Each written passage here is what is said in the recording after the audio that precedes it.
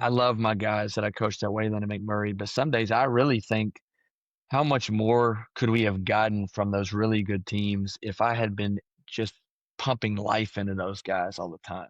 I think my players the last few years know how much more belief I have in them, know much more, the unconditional love that we truly have for kids and education. But do they feel that? Do they feel that? And so this highlight video has been just a neat way for me and I think our teams just to let's remember, let's place this where it is, and let's love each other through this process. Welcome to the JAMODI Podcast. This week I'm joined by my longtime friend, Matt Garnett, the head girls basketball coach at Gordon High School. Coach Garnett has an incredible resume. He was the head men's coach at Wayland Baptist and McMurry University before coaching his daughters at Trinity Christian Academy and Grapevine Faith Christian School. Matt and I have also spent the last 15 summers directing MG basketball camps together, so this conversation feels extra special. Today's episode is a little different than our usual format. Instead of a guest Q&A, Matt and I each share our top 3 things we've borrowed over the years, ideas and principles that have made the biggest impact on us as coaches. Before we start this episode, take a moment to subscribe to our podcast and follow us on social media at JAMODI Podcast. The JAMODI Podcast is powered by Sideline Interactive. Sideline Interactive is the leading manufacturer for high-quality, innovative scoring tables and LED video display boards that help coaches and schools bring more excitement to fans, create huge fundraising opportunities, and make their jobs easier. Visit sidelineinteractive.com to check out their amazing products. Well, Coach, we're doing this. Can you believe it? Man, good to be back on the podcast with you. It's been since July 12th, 2021, episode 7, and Matt Garnett is back. Man, 2021. That seems like a long time ago.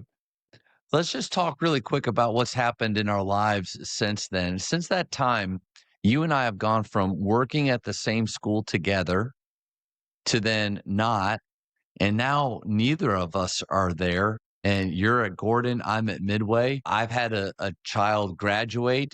You have 2 in high school now. Coach, a lot's happened, man. Man, it has a few years and several things. I think what's exciting for me was and we'll get to talk about it today, but getting to work with you was such a good time there. And at the same time, me being back and getting to be a high school coach, I think this has been a fun journey the last few years, and excited to talk about a little bit of it. Deanna could definitely tell that there was a difference that year for me going to school, because I love, just like you, love what we get to do. But there's something just a little bit fun about getting to work with a really good friend every day, to where it just kind of felt like we were stealing money for that year, man. It was awesome. No doubt. Maybe there's another chapter for us down the road here. How long does Hope Buckets have? Hope Buckets, she's in 6th grade, Coach. So we got 7 good years here. 6th grade, and I saw her wearing the only replica Sayman jersey, Baylor 13 Sayman jersey out there. You can't find that anywhere. Every time she wears that, I have so much pride, and that she's my only fan, the only one out there. Love that. Coach, she loves that jersey so much. She now has a new one that fits her. She's outgrown the first one. So you got your old jersey's worn at camp, at outside camp now, because you can wear it, but you can mess it up because you have the new one you get to wear to school. So yeah, it's in the rotation, Coach. Well, man, this is fun. And you and I have talked a lot about doing more things like this. But for me, I'm venturing out, doing something new with this deal, because like we talked about, you and I had our hoops talk 4 years ago. Almost 4 years ago. You're episode 7. I'm at 271 now. So a lot of time has gone on in between, but it's always been the same format, which is a coach like you comes on, we have some questions, and then kind of see where it goes. And I still love that format. That doesn't change at all. But over the years, there's been a few things kind of on my heart, on my mind, and you and I getting to work MG basketball camps, which I always let people know that you are the MG in the MG basketball camps. I'm just a small M, but I do view myself as your prized bull still. So I hope you don't mind that at camp. But this is uncharted territory are uncharted waters for me. Of we're going to talk today about the best three things that you've borrowed and the best three things that I've borrowed. And so for those people that do listen to this all the time, maybe you click off because you're like, golly, I don't really want to listen to Sayman. I get that.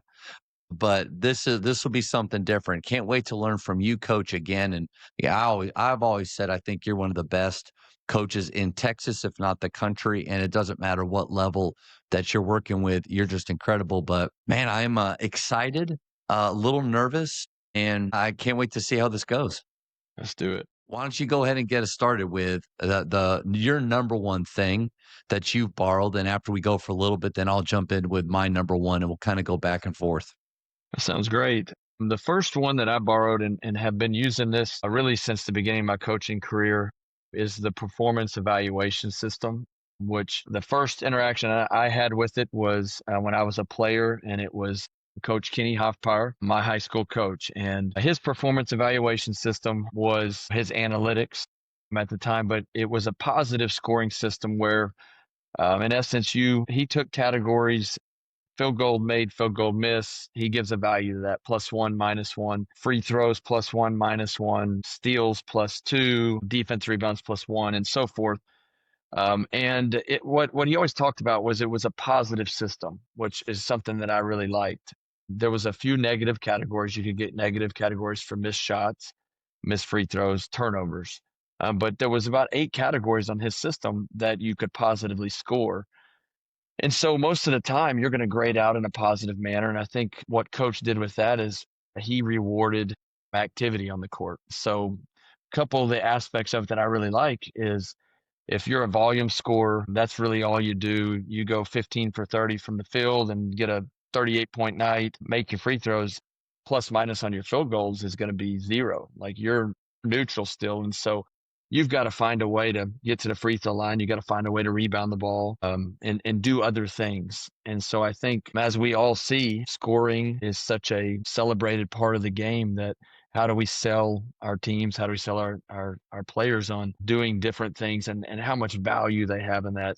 I've taken it over the years and made the things that are most important to me and maybe what style we're playing that year, and make sure that we just reward what we want to be valuable to our team. I love that. Use a system similar to that, especially at Faith early on, and really liked the idea of seeing productivity.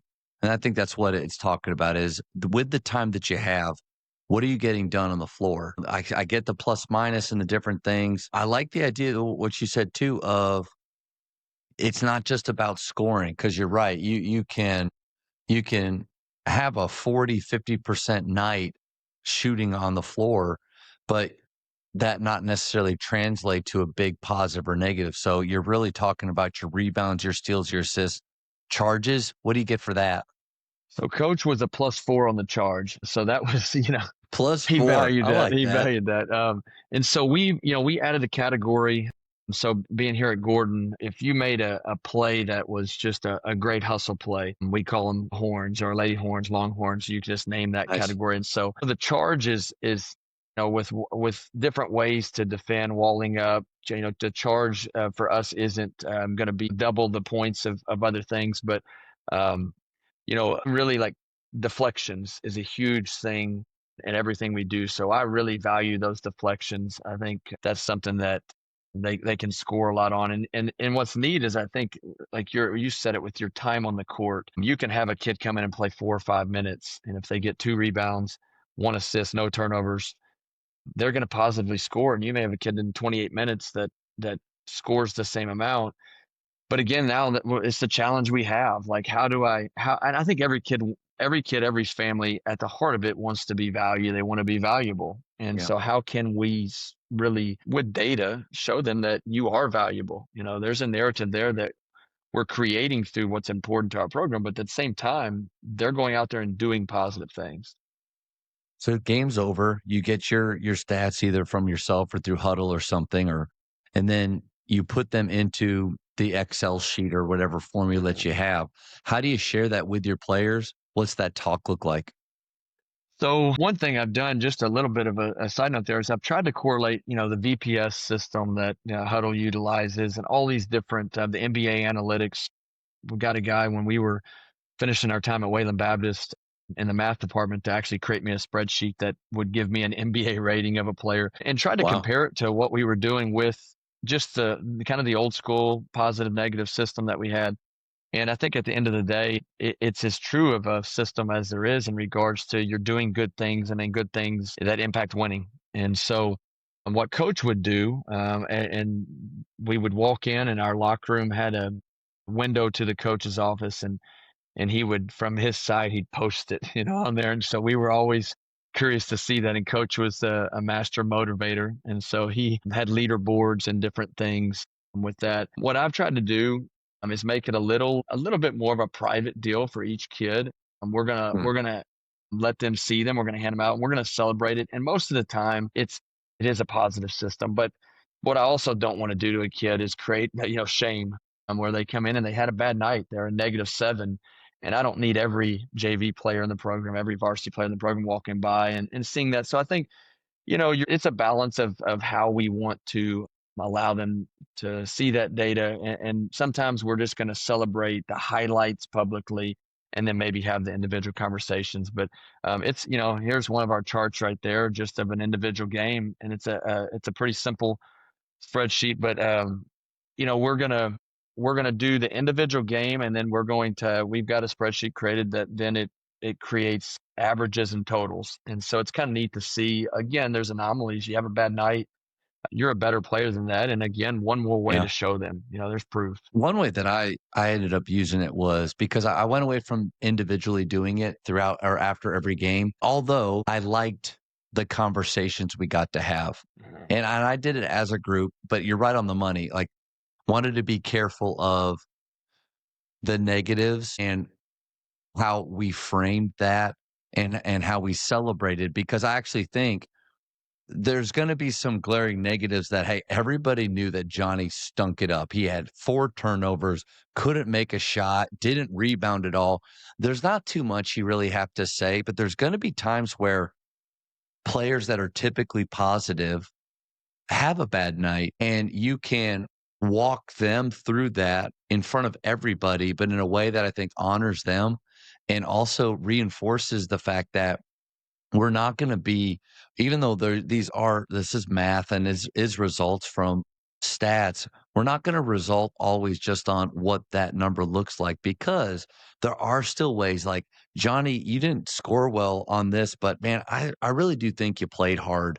I thought your energy on the bench when you're out, and the way that one of our guys was on the floor and you went over and picked him up, those are still things that you did well. I think we can almost emphasize the other things that don't necessarily show up on that plus or minus sheet when you see those guys that typically don't get minuses, when you see them in that column. Love that. And I think what you're talking about, it's probably the most challenging part and really the part that really I think I enjoy the most, which is taking individuals and a team through season, and the highs and lows of You're that. really good at that. Just so you know, I loved so much watching you at Faith take a team through, because only working camps with you and then doing a little select ball over the years, you're an awesome at a camp and you can do a clinic like nobody else.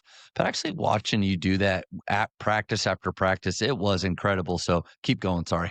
No, well, I appreciate that, and I really do. I think that's the deep end piece of people and season and coaching, and I think it's such there's a beauty to it. We talk a lot about the beautiful struggle, and I think there's such beauty to being able to gain self-awareness through all the different ways we do it. And I think like you said, the celebration piece. There's so many ways to take a game and slice it, and it's the psychology and all the things that kids need, we need as coaches, and how can we just keep moving this product, this team, these people forward. And we're talking a lot right now just of the process of who we're becoming. And I think this helps maybe for them to start seeing the game a little differently. I know here with these girls, they really got me excited about coaching them. They work really hard, but they're learning to kind of look at their daily performance and understand, I think, what value is, how that value is correlated to winning, and And I think really, hopefully this process of performance evaluation actually builds kids. It builds them to understand how much more valuable they are than maybe the stereotypes of what sometimes, whether it's parents or just fans, see as, why we're so successful is because this kid and their scoring. That's so far short of the true story. On that note, does this ever play into playing time roles? And if you have parent talks that inevitably are about playing time, do you use these numbers to sometimes justify decisions that you make? I think it's good to have data. I think that's what analytics have done for me is it's like another layer of trying to determine, am I self-aware right now of what, am I aware of what my team's doing? Is there data to back this up to confirm, the instincts I think that I still value greatly, and how we put team together and feel.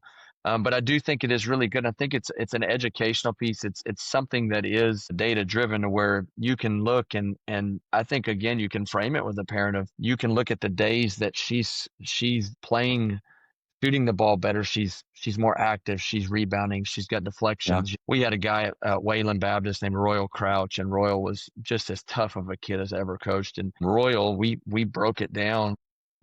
Royal was such a coachable kid, but he was a 6'5" power forward from Gary, Indiana, that could just stop a hole in you when he wanted to as a player. Great forward. But when he got 7 or more rebounds, his points per game went from 12 to 17. So it was, again, trying to find how, I think, activity. It's almost like we talk a lot. You got to play hard enough for good things to happen. And I think if we value deflections, then we need to measure that. But helping parents to understand productivity, what does that look like? And so I think these stats help. I mean, I never want to hide behind stats, but I think they can help educate. And another way that I still use my plus minus system is over at the end of the year. So you've seen these plaques that I had up at Faith where, there's the MVP, offensive MVP, defensive. We still do some traditional things like that. But when on a record board, the season record board, there was a scoring system. And scoring system category had basically if you put all of their stats in for the whole year into these categories, it spits out a huge number at the end, or hopefully a huge number at the end. And I think every year over the 12, the guy that got the highest scoring system number ended up being our MVP. And I know that probably is like, well, no crap.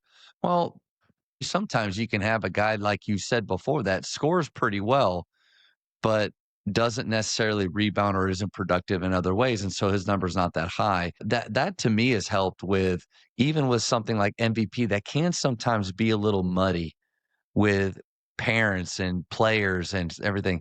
When you put those numbers up there and you just see who was the most productive through the year, I mean, golly, I felt like 9 times out of 10, it was the guy that everybody thought should be that. So like you kind of have said, just another way to justify some decisions. And I'm always looking for new ways to celebrate things, or ways to kind of keep players' names. Like that scoring system number, I mean, that's another metric that guys were thinking all throughout the year. I really hope that at the end, this is high.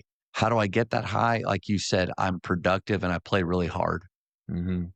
Yeah, it is. I think that's what coach. We were a pressing system. We pressed every possession. So pressing. Yeah, He's still pressing. Still pressing, man. And so, coach, you weren't going to score well in the system if you weren't defensively doing things that he was going to, ask us to do. And so it was a great way, I think, to tangibly allow us to see where we could improve and get better. And he used it as a motivator. I mean, the competition piece, he always believed that. I mean, I walked in there and I wanted to not only score the highest, but I wanted to make sure I was trying to score the highest leaderboard. And there's a formula to get there. And the neat thing about it is, then you get more rebounds, you get more assists. You don't do it by scoring more. You get +2 for assists, +1 for made field goals.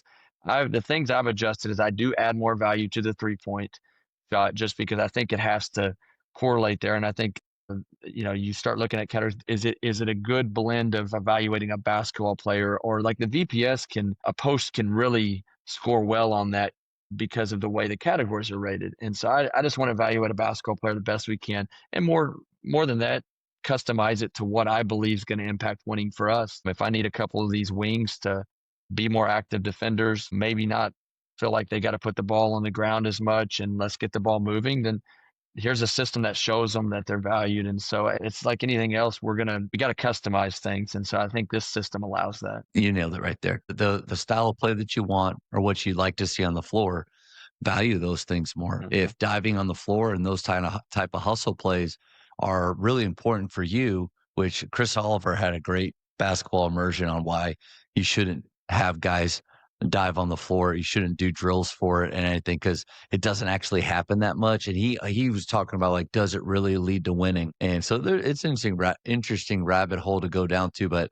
yeah, definitely customize it to work for you. If I had it my way, I'd put 10 points for a 3, -2 for a 2 outside the paint. That's what I would do. I'm telling you, and getting to work with you for a year, and the courage piece of what you do is such a beautiful thing.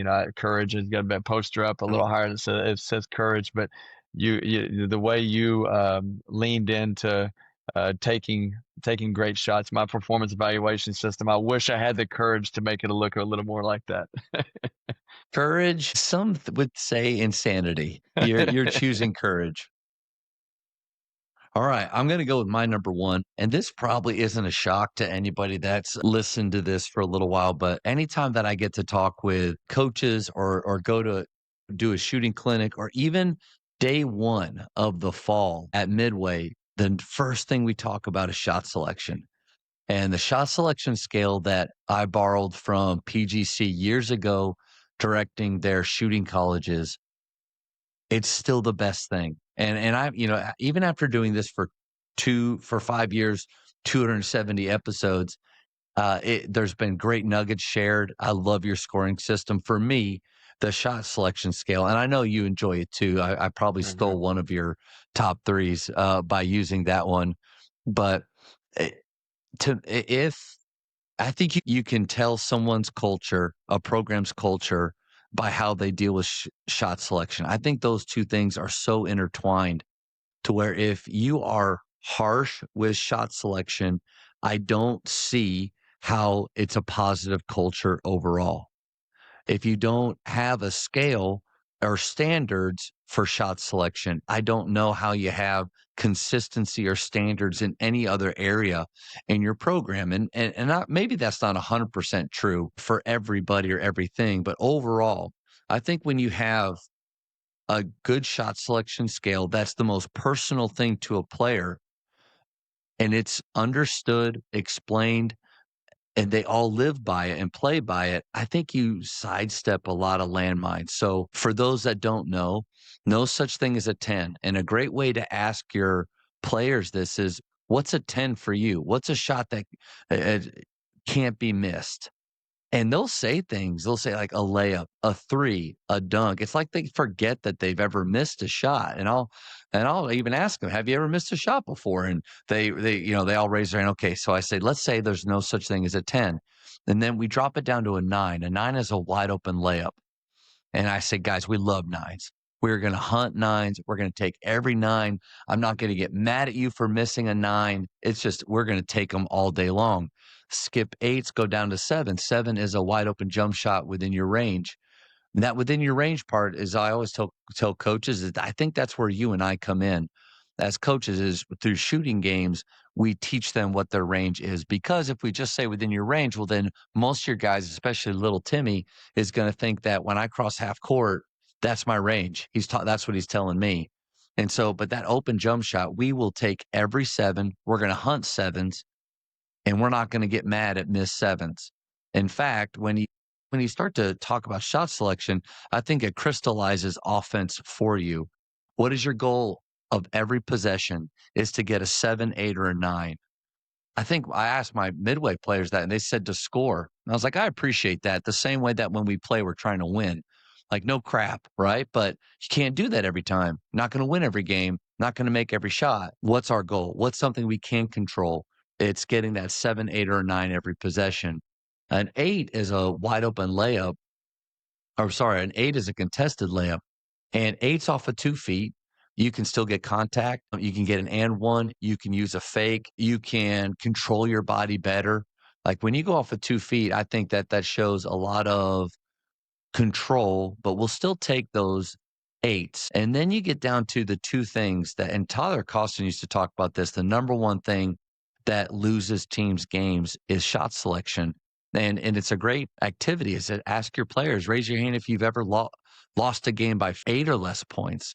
And a lot of guys will raise their hand, and he just says 8 or less points. That's shot selection. That's one bad shot a quarter. And so we get down to 5s and 6s, and that's what we say. What gets us beat, fellas? It's not blocking out. It's not turnovers. It's not transition D, even though all those things are important. It's controlling our shot selection. So a 6 is a contested jump shot. And that 6 is tough because you can blur the lines a little bit with your really good shooters between 6 and 7s. And I think it's all about shot prep. So like already, coach, we've been able to weave a little bit from, all right, we're talking about shot selection. How do I get more 7s, get my shot preparation quicker, have my feet set, have my hands ready.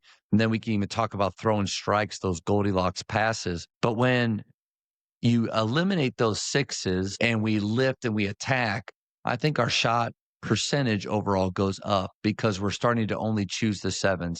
5s are those 50-50 shots. I always felt like 8s become 5s when the degree of difficulty is really hard. So a guy goes off of 1 foot, a lot of contact, and loops it over his head. That's a 5. Like you can't do that. You would have bet $20 on that, $100 on that. Step backs, floaters.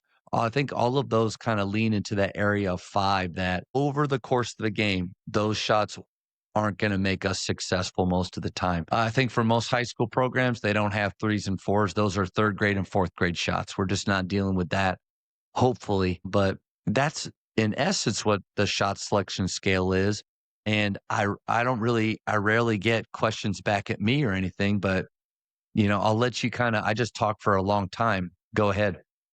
And so I think of getting to watch you do this, and I think some of the things that I always appreciated was when a guy, because it's emphasized, because it's understood by players, when they would take oftentimes I do say that was hard, and I think it becomes glaringly obvious when they're taking hard shots, and I love that about team. I think when you would stop them and rate that shot, and the process of understanding it. It's like anything else. Once you start to create the better shot selection, I think it's neat to see how obvious it is when you're not getting that quality of shot. And so, something that, and this is borrowed probably even at a deeper level from you getting to be around you that year, was there's a conversation I'm having with every kid in their family here in our partnership meetings, but it's going to be based on the 7 is something like you would sit here and say confidently in front of your parents and me, I can make that shot. And you would be able to go out to the gym, and if we put money on that shot, you would make that shot. That's something you should feel confident about your 7, or it's not your 7 in a sense. But then the side of the coach, which is, we've talked about this, the resulting game. It's not like Jimmy, and we'll use the example, kid makes a crazy shot, grandma's yelling, that was a great shot. The fans are talking about it. That shot gets you beat, right? We're resulting, it just went in. But the idea of when you miss your 7, I'm not going to react. I'm not going to throw my hands and roll, because the moment I do that, I've broken trust right there. And trying to explain that, like, hold me to that, hold me to that. And that's where I think the beauty of what you do, you asked for a question, I'm just celebrating you now. It's true though, but it's the beauty of how do you infuse confidence in the kids like that. It's the moment when that you almost demand that they trust their 7. And it's like you said, we go over to the huddle and say, guys, we're taking 7s and 9s. They're taking 5s. Like, stay the course. We can absorb whatever anomalies happening. It's a really good nugget right there too, is I think you can start to defensively create goals as well. What's our goal defensively? We want to force 6s and 8s. And if we can invite them to take some 5s, that's really nice. I think a great goal defensively would be, or if we're giving up a lot of open shots, like, guys, we're giving them 7s and 9s, and we can look in film and see where that's coming from. No help or late help. getting caught up in actions, closeouts that are too slow or too soft, not closing off the shot, forcing sixes. And that, I think it can kind of give you some clarity defensively too, but right on the money with, and I kind of made that comment of how personal that is to a player. So if confidence is something that we want to build in our players, then we have to be careful of shattering or destroying the thing that's the most important to them, which is their shot. And so what's the way to take the emotion out of it? Make it be objective. It's just a fact. You shot a 6, no problem. And then what I like to do, and you kind of nailed it, is a 6 happens and it's some downtime. Hey, Johnny, rate that shot for me. Well, coach, I think it was a 7. Wow. Okay. I think he was a little closer to you. And you know what we can do? And this isn't like coach speak sarcasm, the like passive aggressiveness that I heard coaches do, back in the day. It's real. Johnny, I think it's a 6, but I think we'll both watch the film and see really how close he was. But let's just say it's a 6.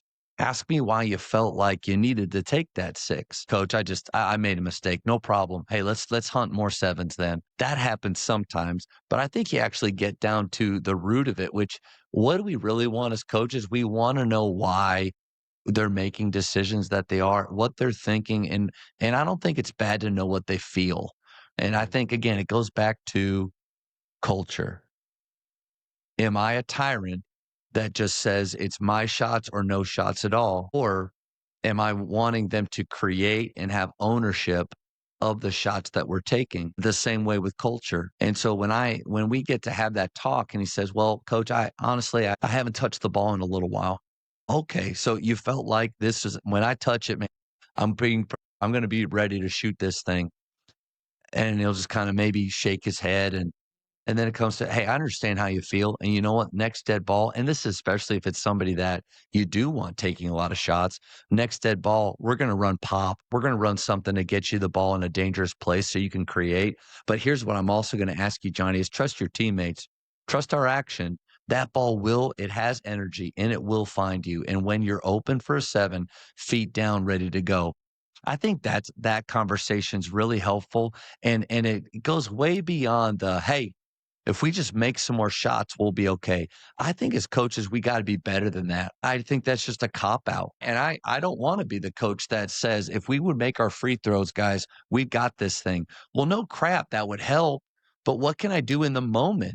I forget that. Next one, the more you take, the more you make. Hey, we missed 5 7s in a row. Next one's going in.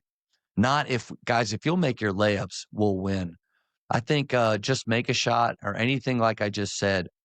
I don't think that's us being our very, very best for our players. And in that huddle, when we need them to be the most confident is when we've got to make sure that we take the emotion out and just celebrate the try.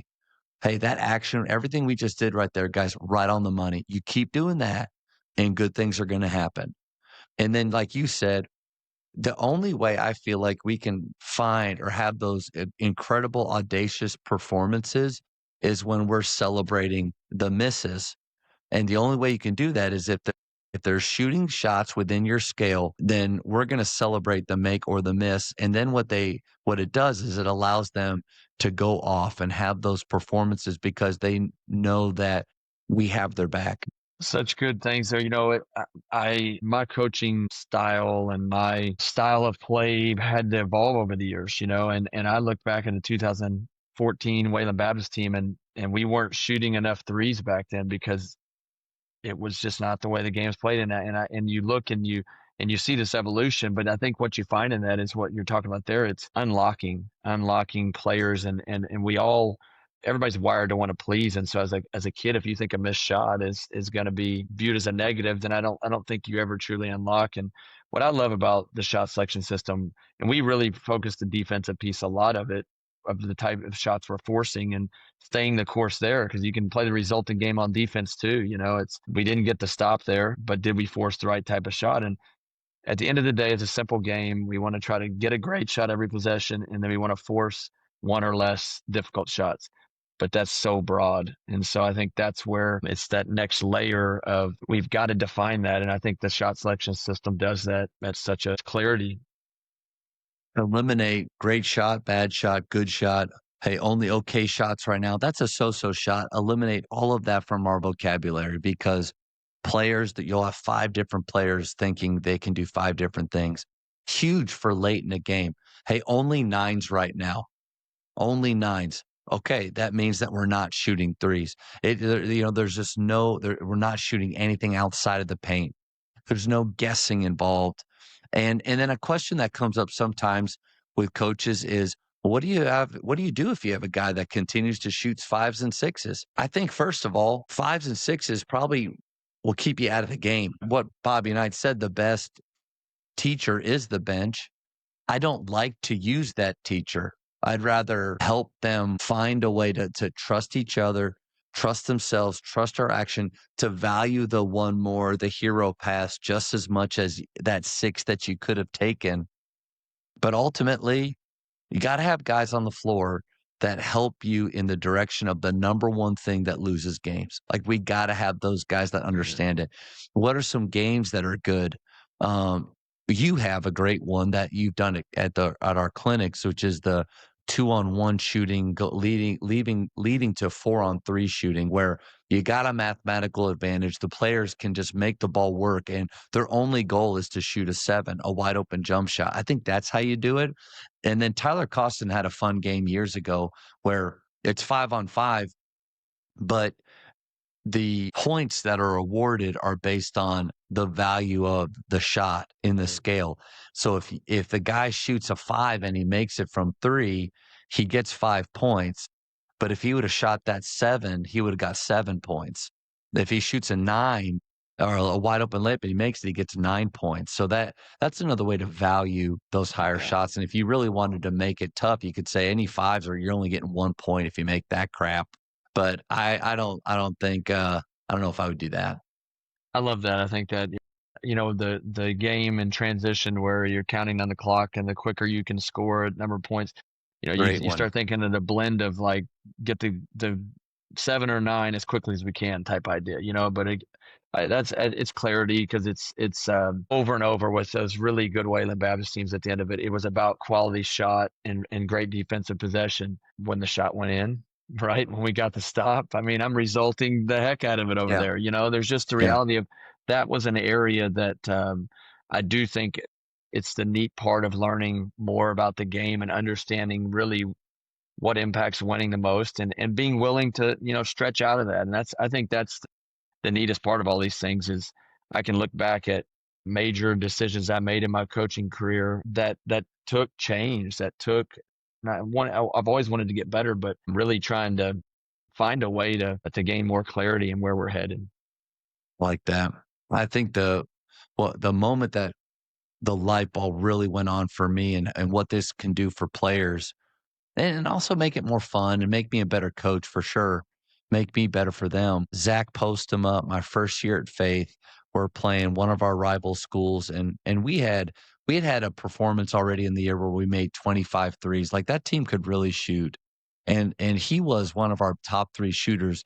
First half, he was 2 for 9, and he shot a large volume every game. But the 9 of those, the 7 he missed, they were open, really open, to where even I found myself going, like, come on, Zach, like, what are you doing? That's a layup for you. Like, you should hit that. In my head, I'm thinking that. And he was so frustrated at halftime. And I'm not taking credit for this. It's all him and the selective amnesia that he had in that moment to only think about the good and forget the bad. But I said, hey, I know you're not happy with how you shot, but what's about to happen? Just based on your percentages, what's going to— kind of shook his head, and he's like, wow, I'm about to go off, because our motto is shoot to get hot, shoot to stay hot. Sometimes you got to go through some of those misses to get to 40%. But if you stop after you miss the first 3 or 4, you never get there, and you have a lower percentage. But man, that guy, he went 8 for 8 from 3 in the second half, falling down on one of them because he was in a cramp. It was incredible. 10 threes made, but it was the choice that he made at halftime, to where I don't care about the past. I'm just going to keep shooting. his good job on him for that. But I also think the shot selection scale allowed him to do that because he knew it's like what Doug Novak says. It's not that you have to make it, it's that you have to take it. And once you get your players firing like that, that's where those courageous performances come out to where the opposing parents will come and say, your guys just shoot with such courage. And then obviously you throw that compliment right up back on the players. But I think that's one of my favorite memories with it. No, absolutely. It's a game changer. You could adapt it if you didn't believe in same style of play with the 3-point line. But I think at the end of the day, reverse engineer it. What type of shots do you believe are going to win games for you? And you need to place the highest value on that. I love the game of spacing and creating open looks, but you got to have a system, or it's going to be vague and it's going to turn into resulting. And it's like they say on here, one of your guests said, missing's really normal, and so, the psychology of all those things I think are in such good practice through this system. All right. What's your number 2? This will be a shorter one. David Peeler, the post-game highlight video. Have you heard him talk about this? I think he did on our episode, but yeah, keep going. Okay, so he just said he committed 1 year to when he decided to do this, no matter how long it took him the night of or the next morning, to whatever happened the night before, whatever they were going to do in practice and film breakdown, at the end of that next day's session, he was going to have a highlight video of the night before with music, and they were going to celebrate it. And I remember really that's just kind of captured me there, and I thought that we were going to try that. And it was my first year back into coaching over at TCA with that great group of kids that you talk about. What I think creating belief in kids that are just willing to go out there and try to achieve something by being really courageous. And it was an early, I'll never forget it because it's when you watched it. We went up there and scrimmaged Grapevine Faith and like the second best team in the SEC that year. I mean, that Grapevine Faith team was so good. That's good. Yeah. We, had a few good moments that scrimmage, and then found out a lot of things that just we weren't very good at yet. And it was a pivotal moment. I'll never forget it. It's why I'll never not make a post-game highlight video. We came back, had a really good practice, and then it was time we started talking about how can we view that game against such a juggernaut, it's such an outmatched opponent, and figure out how could we turn that game? Like, how could we have played better? Let's don't just, dwell on what we did wrong, but how could we have, if we could do that one again, where did it go south on us, and what did the possessions look like? And so we went through the whole process and thought it was a really good day of teaching. And they didn't know it, but here comes the post-game highlight video. And they made some great plays in that game. It's why in recruiting you can make yourself look like a good player through a highlight video too, Yeah. But it was so neat to see a room. They just didn't want to disappoint you. They wanted to be good. All those things. So their hearts were always so right that they were such a great group to coach, because you always were dealing with just how to help them to get to the next step. But when they started seeing their teammates making plays, and then just the audible celebration of what was really some neat moments the night before, it that team captured me, and it made me a better person. But just to remember, first of all, like, celebrate kids, right? Like, there's nothing better than being celebrated. And so I think it showed me that we should never not do that. We should do that all the time. But then I think at the end of the day, we walked out of that room together knowing, like, we were good on that last little bit there, and like, we can keep working to get better. And I think the lesson that I as a coach was, and I don't know where I heard this, but it was, we played against Grapevine Faith that night. I think we jumped out 6-0, and then and it was on, but we played probably in a 32-minute game. We probably played 8 or 9 really good minutes.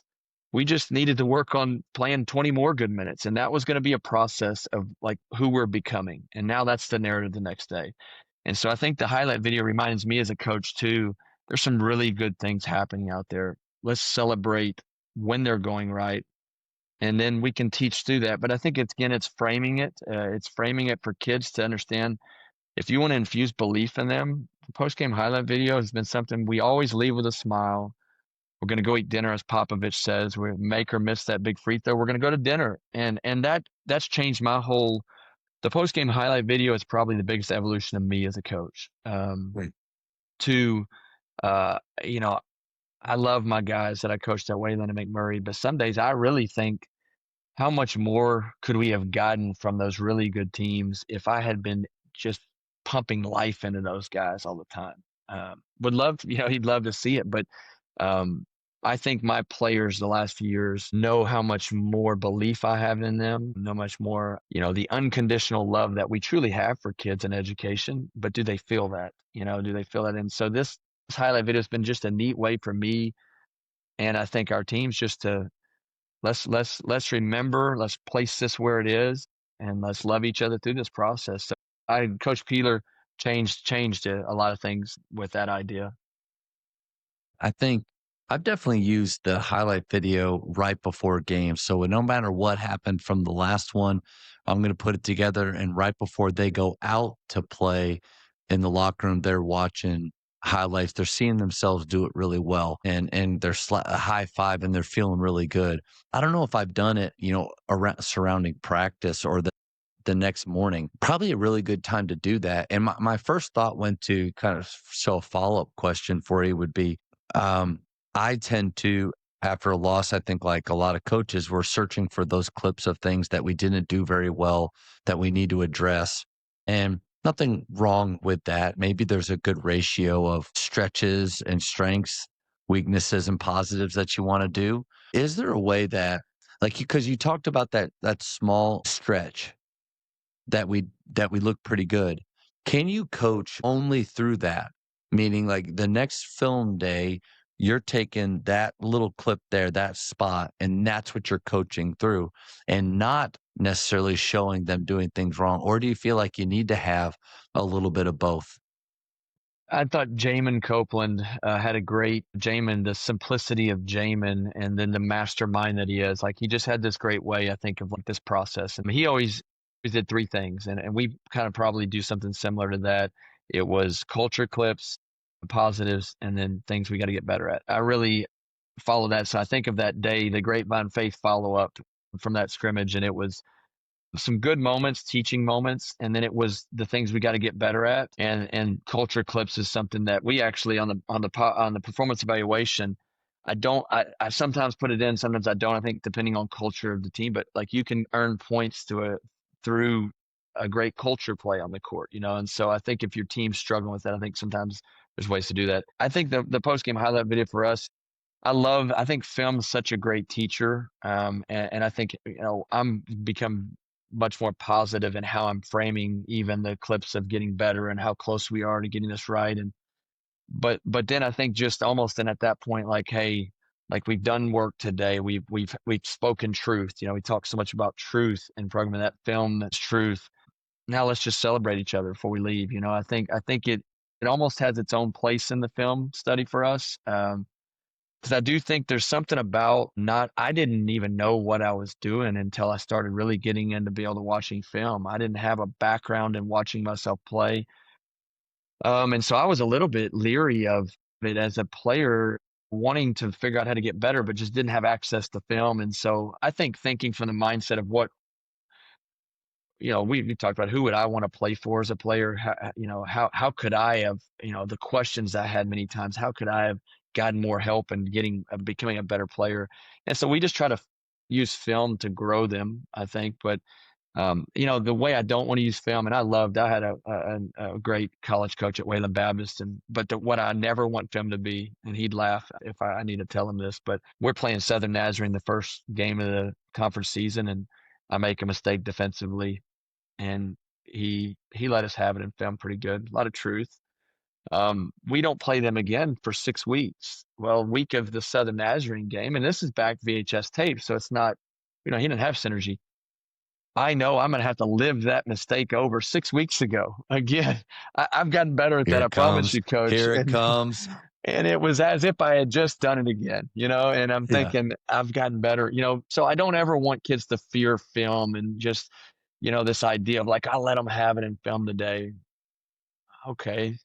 And that's a good nugget. That's a good nugget. I mean, Michael Jordan said he would think about a loss for 15 minutes, as long as it takes for a shower and then he's done with it. or a bad performance. Popovich talking about no matter what, we're going to go eat food and it's over. Why do we hold on to, or like 24 hours later in a film session, we're losing our mind like there's anything they can do about those clips right then. And that's where I think a good challenge, like shot selection, like anything else, is take the emotion out of it and teach the game and teach them, show them ways where they can get better.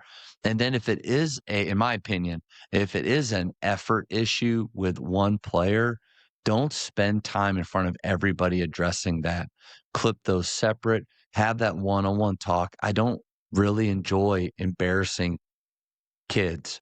I don't want to do that, but I think when we highlight, especially a negative, for a long period of time in front of everybody, I always try to think like, could I have done this a different way? And I'm not perfect. I'm actually going through conversations I've had at Midway already that, golly, that could have been better in just the first month and a half. But I don't know. What are your thoughts there? No, I think that's so good, and I think the idea. I mean, as you said, you were thinking, and I'm thinking of the same thing as you're taking over a new program. How every time you get a chance to go through these things, when we just wish we could have some of those moments back where you just framed it, and a little, you reacted a little bit more than you'd like to.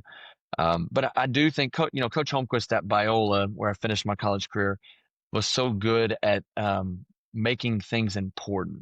And so I think I frame it from the idea of the people at the end of the day that collectively are going to give you a chance to be a really good team. It matters to them, like they do care. And so when you do care, I think you got to try to start there. And like you said, if it's effort, care, that's a private meeting. But being able to really navigate, I've become really optimistic.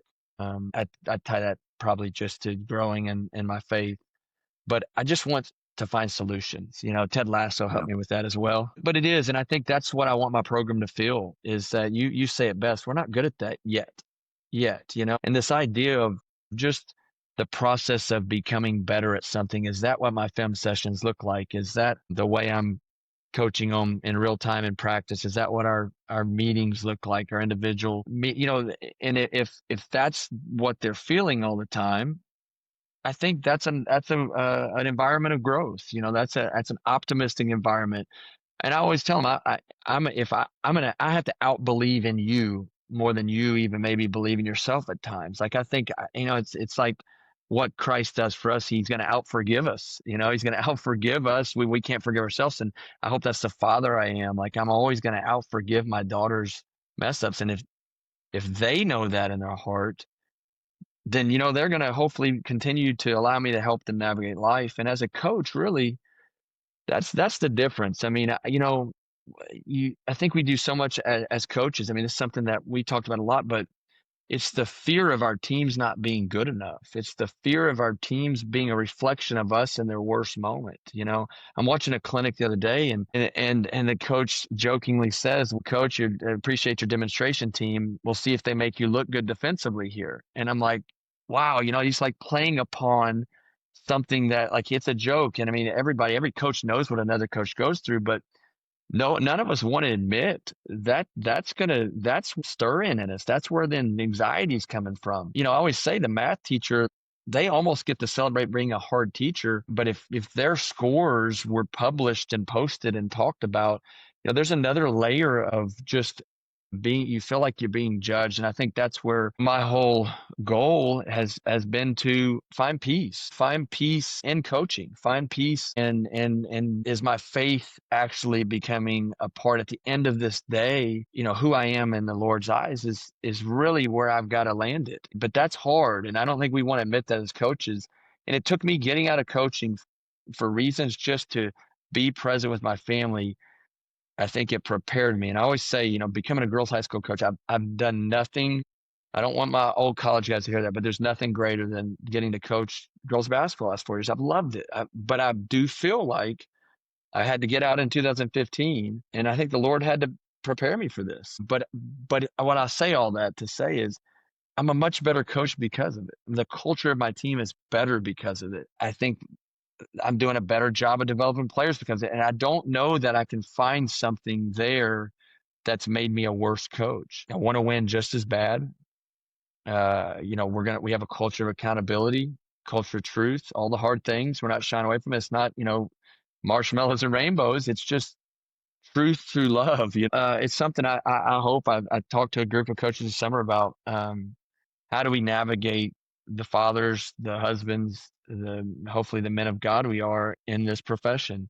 And I think far more of us would say we feel like sometimes where we are, it's not a great place emotionally, mentally. And how do we do that better? So that's where I think this optimism hopefully has become a lot more of what I do. Well said right there. And it made me think of Shawnee Harley's episode that I had, that I just felt like it was a one-on-one session with the therapist as she was helping me through things, and that I needed to pay her at the end, for the time. And I want to have her on this winter again during the season, but she really, and you nailed it. Like, we have to, as coaches, we have to address what we're afraid of. Like, where's our fear, and what is that fear making us do? Because I think when I'm at my angriest at my players or about in a game, or it's rarely really at them. It's more of like, I've got to figure out, is it this fear of losing that I have, a fear of not being taken seriously as a coach? Is it like you said, the reflection of, man, if we don't defensively play well, it looks like I don't know what I'm talking about. Like I'm an idiot. I think that fear, and now, yeah, you can lose, and guys lose their jobs because of that. That's legit. That's real. But the fear that we almost act as if the sun won't rise, but we talk to our players, like a lot of us, in a different way. Like with mistakes, hey, 2 claps, get past it. Mistakes happen. Hey, you missed a 7. No worries. There's more coming. I don't think we treat ourselves that way or talk to ourselves like that as a coach. And so that's an episode that if coaches were wondering about one to go back and listen to, there's definitely one. She'll challenge you to how do we create a team that's not afraid to lose. She's going to throw some things that even like for me were really hard to get on board with, like shouldn't make players run for losing in practice, or no consequences for losing, because that's reinforcing this I'm afraid to lose. And I don't know where I still land there, but you nailed it though. Addressing the fear that we have, I think that's really important. It is. And I think when I look at those moments where you do find yourself, or whatever emotion that is for you, I don't think I'm at my best in that moment. And so I think that's the neat part for me, I think, is to actually see results that hopefully occur because I'm doing a better job as a coach by not allowing those things to grip me and sneak in there. I always say, we talk through the journey of season, there's nothing like it, but I think it's something that I've got to actually speak that into my life every day through that season, all those same things. And it's chop wood, carry water. It's the most dangerous person in battle is the one that's not afraid to die. It's all those different ideas of we know that to be true. And so how can we model that? How can we reflect that? How can we, when we get to that place, how could we really be that team that, I had a former player who I coached with, and he told me, he said, and I was glad to hear this, but he got to play for me and he got to coach with me when I was a high school girls basketball coach. And he said, you've just gotten to a point where we've got to do our best, and whatever that result is, we just got to keep working, but we've got to we can't sit and dwell and hang to whatever. So it's always in process. And I think that's the neat part of it. I think the more we can do that, but man, those drives in, those big games where your team's struggling, you see on your schedule there could be a 3 or 4 game losing streak if this doesn't go right. Let's just focus on that moment. Let's preach some positivity, pray it into my own heart, and go out there and work really hard for them. And I think that freedom you can find, and that's something I have to fight for every day. I scared those Grapevine faith coaches I officed with, but I just said it's like somebody that has an addiction. I can let that back in. I could become that guy that was trying to keep the old man. Try to keep the old man out. I felt the old man coming up last week, and try to keep him out. Yeah, so it's all such a good thing. But I think these things. It's we went really long on this one again. I'm sorry, but I think it's one of those. This is one piece of what hopefully is going to make us our best version of ourselves, the best version of this team, the best version of myself, and like let's find that. Like, and man, if we could win our last game one time, yeah. I mean, I do. I think what I shifted in my mind though, and I think this is really important is as I was fortunate to coach an overachieving team at TCA and got to inherit a group of that group at Grapevine Faith that probably from the outside people didn't really know if there was enough still there, but they did. And the neat part of coaching those girls was they still believed that they could go win a state championship. And the weight that started to land on my heart, I think, which was such a beautiful thing in the evolution of me coaching, was not the pressure of winning it, was do these kids who really don't understand what they're up against number wise, and like one thing goes wrong and that whole team can't function anymore, are they going to have peace that they did their best and that they're loved if we don't win our last game? And I think if we played that season over, it could go far worse because we could have a wrong injury. We could maybe play well at the right time and win it, or we could land right where we did. And that's the weight.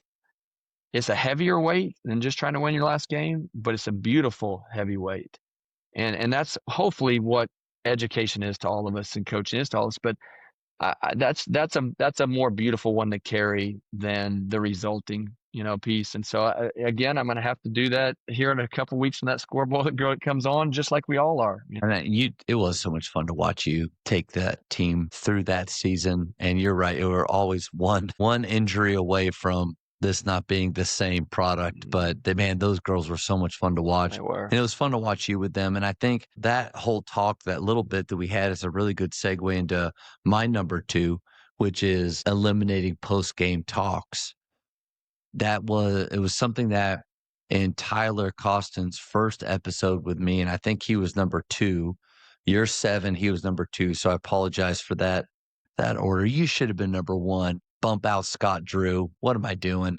And my high school coach and Kelvin Sampson. Top Those were 10, the first man. couple. I feel valued. There's 7. There's just 6 dudes that I'd rather talk to first. And then but he talked about that, eliminating post-game talks. And I had never even thought of that. But the moment he said it, it just went back through all of the negative things that happen in post-game talks. And obviously not that there's some fun.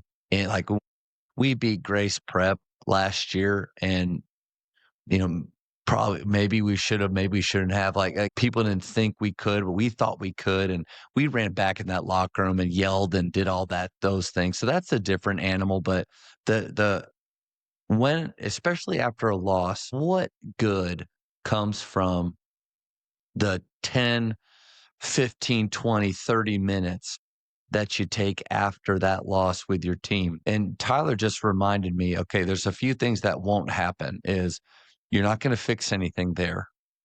Whatever just happened, you're not going to fix it. They're not listening to you. If they lost, and they're probably upset, they're tuning out, and they may even just not care that much right now. They may be hungry, wanting to go get pizza and hang out with their girlfriend. Like that might be their only motivation. And then ultimately too, what we think we saw in the game. And you have good eyes. I think I have decent eyes for when I watch the game, and I can replay back some things.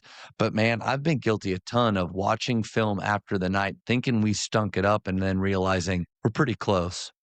Like we're a few feet off certain times, a few inches away. One possession here or there, looked quicker than I thought we did, competed harder than I thought we did live. But I've already said the damaging things. I've talked about resulting. I've said the things about a game that I truly don't know exactly what I saw yet. And the more that I get to do this, I notice a lot of coaches echoing that fact of say very little after games. But here's the problem. I think when you go back to the locker room, saying very little is really hard to do. Mm-hmm. Even if it's celebrations, if it's a good thing, you still, if you just kind of zoom out and you think about what's happening right now, it's 9 to 9:15 at night. They got to school early in the day, and their parents, who half of them are okay with you and the other half probably aren't fans. They're waiting out there and they're looking at their clocks and they're thinking about, when do we get to go? When can we eat? This is ridiculous. So all of those things are mounting on top of all the negatives that, or even if it's good things that you're doing with your team. So what I do now is, win or lose, on the road or at home we'll go to half court. And if it's on the road, we'll just stay right by the bench. But we get in a circle and win or lose, hey guys, give me some celebrations. After wins, super easy and a lot of good moments there. And we can just echo and snap and celebrate. After losses, though, sometimes takes a little while, but there's always one player that will get the ball rolling with, I thought Johnny rebounded really hard. Yeah, you know what? I did. I saw you crash hard, Johnny. Well, I saw this, coach. And then all of a sudden, people are, and not everyone, but people are throwing out celebrations. And what I find myself happening is, this anger that I have, it starts to melt away and I gain perspective. And I remember that, one, it's a game, it's a high school game. The sun will come up tomorrow. I love these young men. And then ultimately, what do we want the most on a Friday night after a win or a loss? What we want the most is for them to come back on Saturday morning, eager to be there, excited to train, wanting to get better. So if you're just trying to weigh, if that's the end goal, which of the two paths gets you there? The one where we kept them for an hour and said, you just don't care like I care. I wish you cared as much as I do. Or the one where you get them together. I loved watching you play. Those 5 important words. You pray for them or say something kind, and then you break out. And then what Coach Freed taught me was, Charles Freed said, at halftime, you have 3 minutes. And after game, you have 3 minutes. So in front of the guys, I'll literally, with my watch, I'll start my timer. And that's however long we have. And when my time is up, we stop. I don't even know, Coach, how many parent meetings or upset players or whatever we've been able to sidestep, get past those landmines because of eliminating post games. I know for darn sure that I don't regret things anymore that I say, because I don't put myself in that position to say them. That's such a good thing. I think that's we when you do believe this is the best way to do this, I think it becomes, when you see somebody that's not, it's tough to watch, even because you just know what the why is probably not, it's not even coming from a place of anything other than they're trying their best and they're spewing whatever they're spewing, and it's but it's just so much more productive. And I think when you really think about what a parent wants, they want their kid to feel valued, want their kid to feel loved. And so I think there is such a good part of, at the end of the day, if I'm doing that, I'm just trying to feel better in that moment. I'm just trying to get that anger out. I'm just trying to, we went through a really weird stretch at Wayland Baptist, one road trip, where we were playing really well. And then we had just a series of events and a buzzer beater and all this stuff. And all of a sudden we're on a 3-game losing streak coming home. And I remember this is one of those times where it took everything not to just sit there for an hour with them after a game, because you're trying to fix it and you want to fix it. But we just had to keep preaching. Tomorrow we got to get up and we've got to do this work. And after the third loss, 2 being a buzzer beater, we got number 1 Sagu coming into town. Like now this is, and I remember having to tell the guys in the locker room, if you just took today, the only thing we could do is prepare for Sagu and become better as a team. And that wouldn't have changed if we had won all those 3. That wouldn't have changed if all that stuff is not changeable. And so I do think that we can derail that whole process in a post-game talk. We can derail that because it doesn't fit the culture of the way we practice. It doesn't fit the culture of the way we do meetings. It's a trap. It's a trap, and it's an easy trap to fall into. I love, I think Coach Beard says it a lot, though. I gotta see what the film shows me first before I even comment on that. He tells the reporters that, like, I need to see the film first, because a lot of times plays that we felt like changed the game, that's on our mind. And there's sometimes we don't see those right, So I do. It's a trap, and man, it's a good one to stay away from. No doubt. And two things came up when you're sharing that. One is Jocko Willick's book, Extreme Ownership. I think the moment that we are in that locker room, I doubt after a loss that as a coach, we're taking ownership over it. I don't think that's happening there. I think we're talking about all the things that went wrong on the floor. And some of those things may be true. But again, it goes back to what kind of coach do I want to be? I want to be the kind that helps players get to the NBA, the next best action, right? What's next? What do they need to, what do we need to focus on now? What can control? I don't want to be resulting. And I also don't want to play the blame game on my players because extreme ownership says whatever happened out there, it's not their fault. It's my fault. And I think that's the best way to go about it because one, it'll keep us sharp because we're going to constantly trying to be learning and have that growth mindset ourselves so that we can continue to be the best for them. I don't want them to feel worse than they already do about a loss. Mhm. And I want them to believe that I have answers. So when I'm blaming them in that moment, it's just like I'm throwing up, right? Like I all over them, word vomit all over them. They're covered in it. I feel awful. Like it's just not good. So that extreme ownership is it's my fault anyway. So why would I yell at you about it? What just happened? And then toughness. Toughness is one of our standards.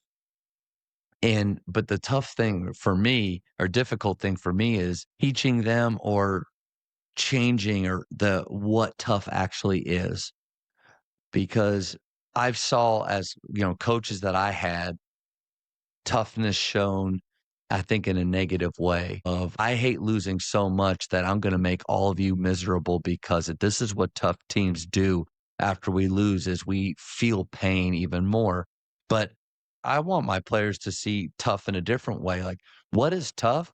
Tough is having a great attitude and loving each other after something goes really bad. That's tough.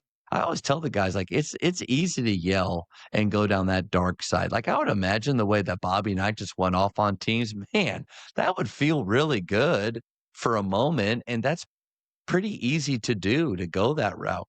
Harder route is to keep your emotions in check. And more is caught than taught. That's what Mono Watsa said. And so if I really want them to be tough, then I got to choose to do tough things. And tough is I loved watching you play. What are celebrations? What are good things that you saw? Coach, we lost. I don't care. There were good things that happened out there, and I want to reflect on those right now. And then the next day when they come to practice, and when Coach Bliss would come after a loss, we would ask each other, how is he today? Have you seen him today? Which one do we have? We're terrified. Heck no.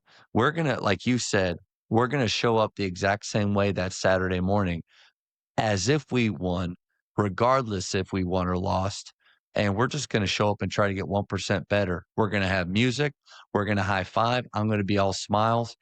And in the film, I'm going to do my best to let the emotion of the past be gone and just focus on things that we can. Is that hard to do? Yes. Incredibly hard because the old man in me or the part of Dave Bliss in me or any coach that we've ever had wants to tear them apart. But then the reminder has to be that it's our job, but it's their game. And I think so many times we put the pressure of our job on our players, and we don't need to do that. Such good things there. I do. I think, I said it just a little bit a minute ago, but I do. I think the post game talk, the scout report, the press conference, if you have press conferences, the parent meeting, is there alignment in all those actions, or are you straying, and justifying it almost? And so I think that post game talk, it's just, I love that you put the timer because it's just, this is the 3 minutes because it will become 6, it will become 8. No doubt.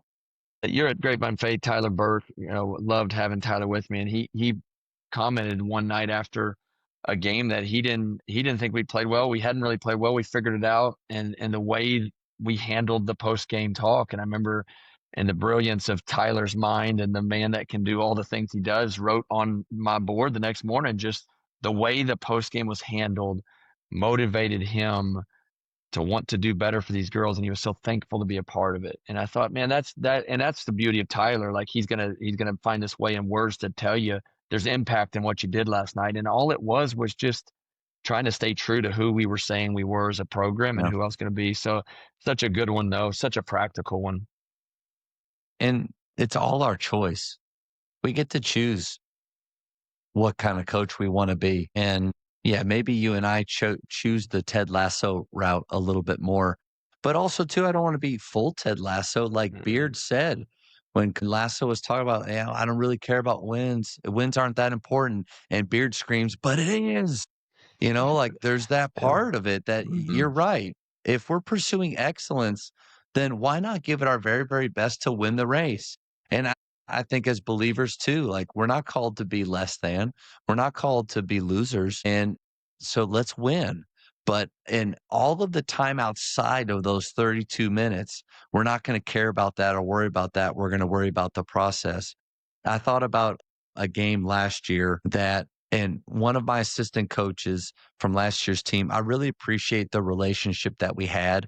And I think this is important for assistant coaches to feel like they can question what we're saying and doing, not in front of the team, but one-on-one.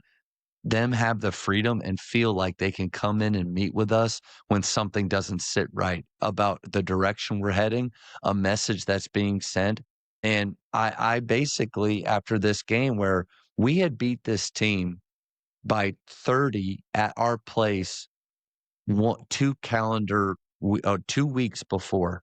So around 10 days had gone by. We'd played a couple games, and then we went to their place, and perfect storm of things. We did look a little bit off. Didn't have the same type of sharpness as we've had in the past. Didn't shoot particularly well. If you shoot the three a lot, then you're going to have nights like that. Going back to shot selection, there was a game at the years ago where we went 6 for 44 from three. And people were like, why didn't you stop shooting threes? I said, I loved all of them.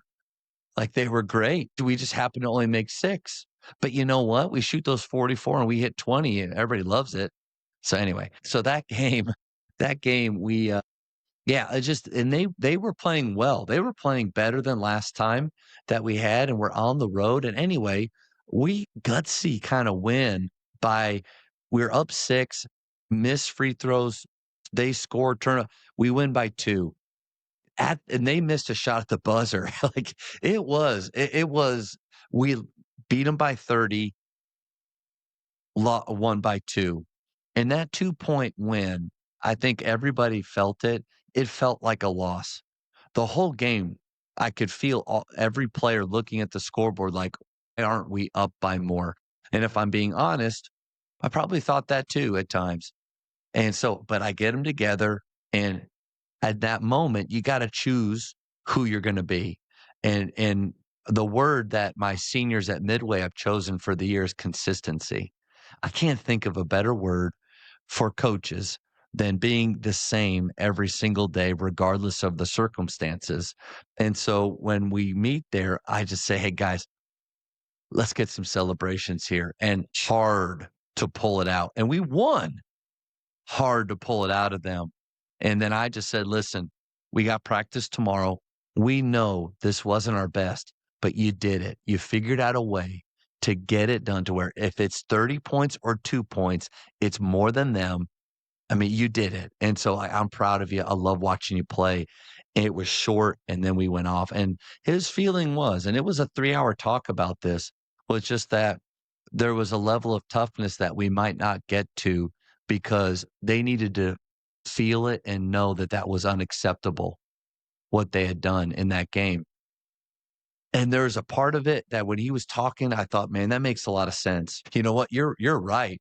I probably maybe I should have had a little bit more fire and held them to a higher standard in that moment.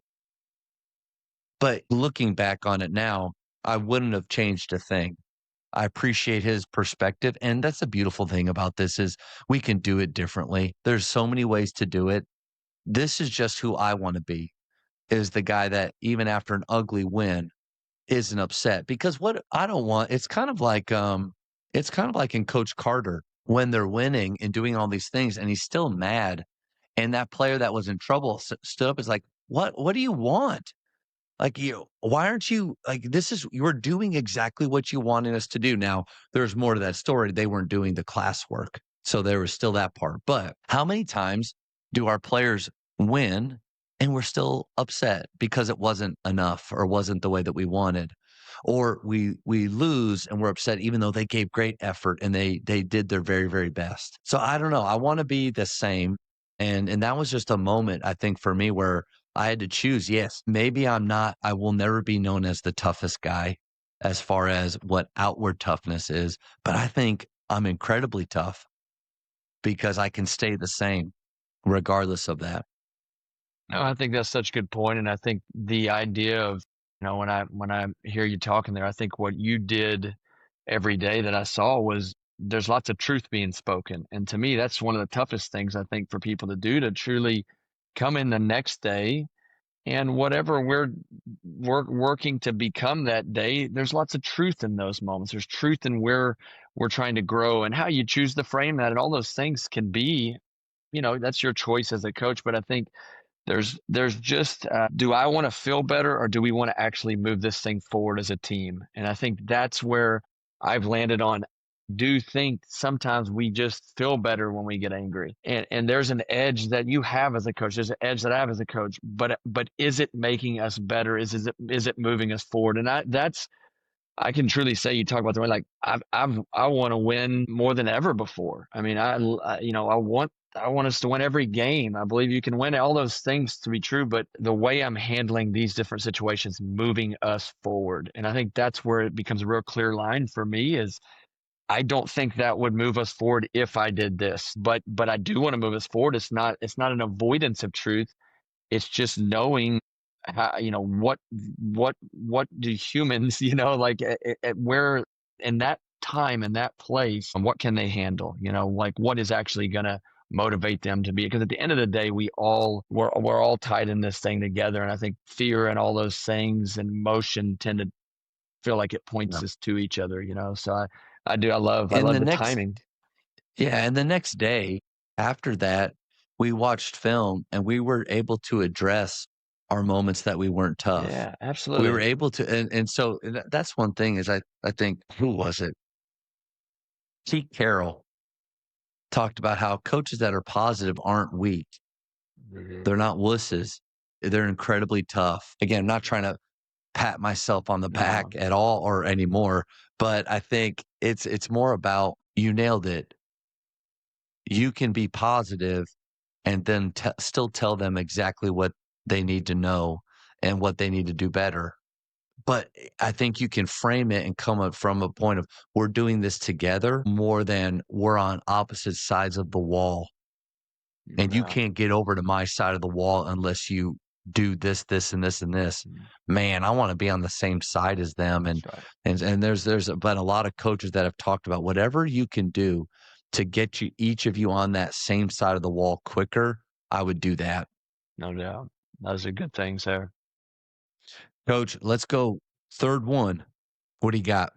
All right, locks. And this is kind of neat, the timing of this. So Mike Scott was my assistant my last 2 years at Wayland Baptist from Philadelphia. Got connected to him through just a recommendation. Mike was just named the acting head coach at Cal State Bakersfield today, with Coach Barnes retiring in the middle. So you talk about a guy that, the life we were living at Wayland Baptist, and him as a young assistant, and now he's an acting head coach at a Division I university. So pretty neat. But so Mike would be the things barred. Mike barred it, I believe it was from Hofstra. And this is something that's talked about a lot now. So I won't talk as in deep about what it is and just I think what it did for us. But it's what I think a lot of people reference as kills. He referenced as locks, 3 stops in a row. And that when he first introduced that to me, it was 7, and you get 7 of those in a game, and you have a really high percentage chance of winning that game. And I think what he saw, and he talks a lot about this when we reminisce and things, was at that time, at that level, we just felt like we had to be a great, great man-to-man team in the half court defensively. I've always the challenge of the monotony of that, of the grinding out of that. And I think I've started to view defense as more as you can throw defensive punches, you can be more aggressive, you can be more creative.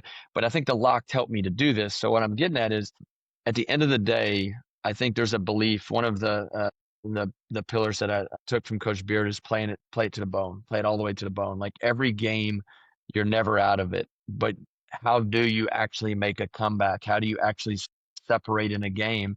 And I think it comes down to these stretches where you can get 3 stops in a row and give yourself the opportunity, and as an offense, of course, 3 possessions to make a dent in whatever that game is on the scoreboard.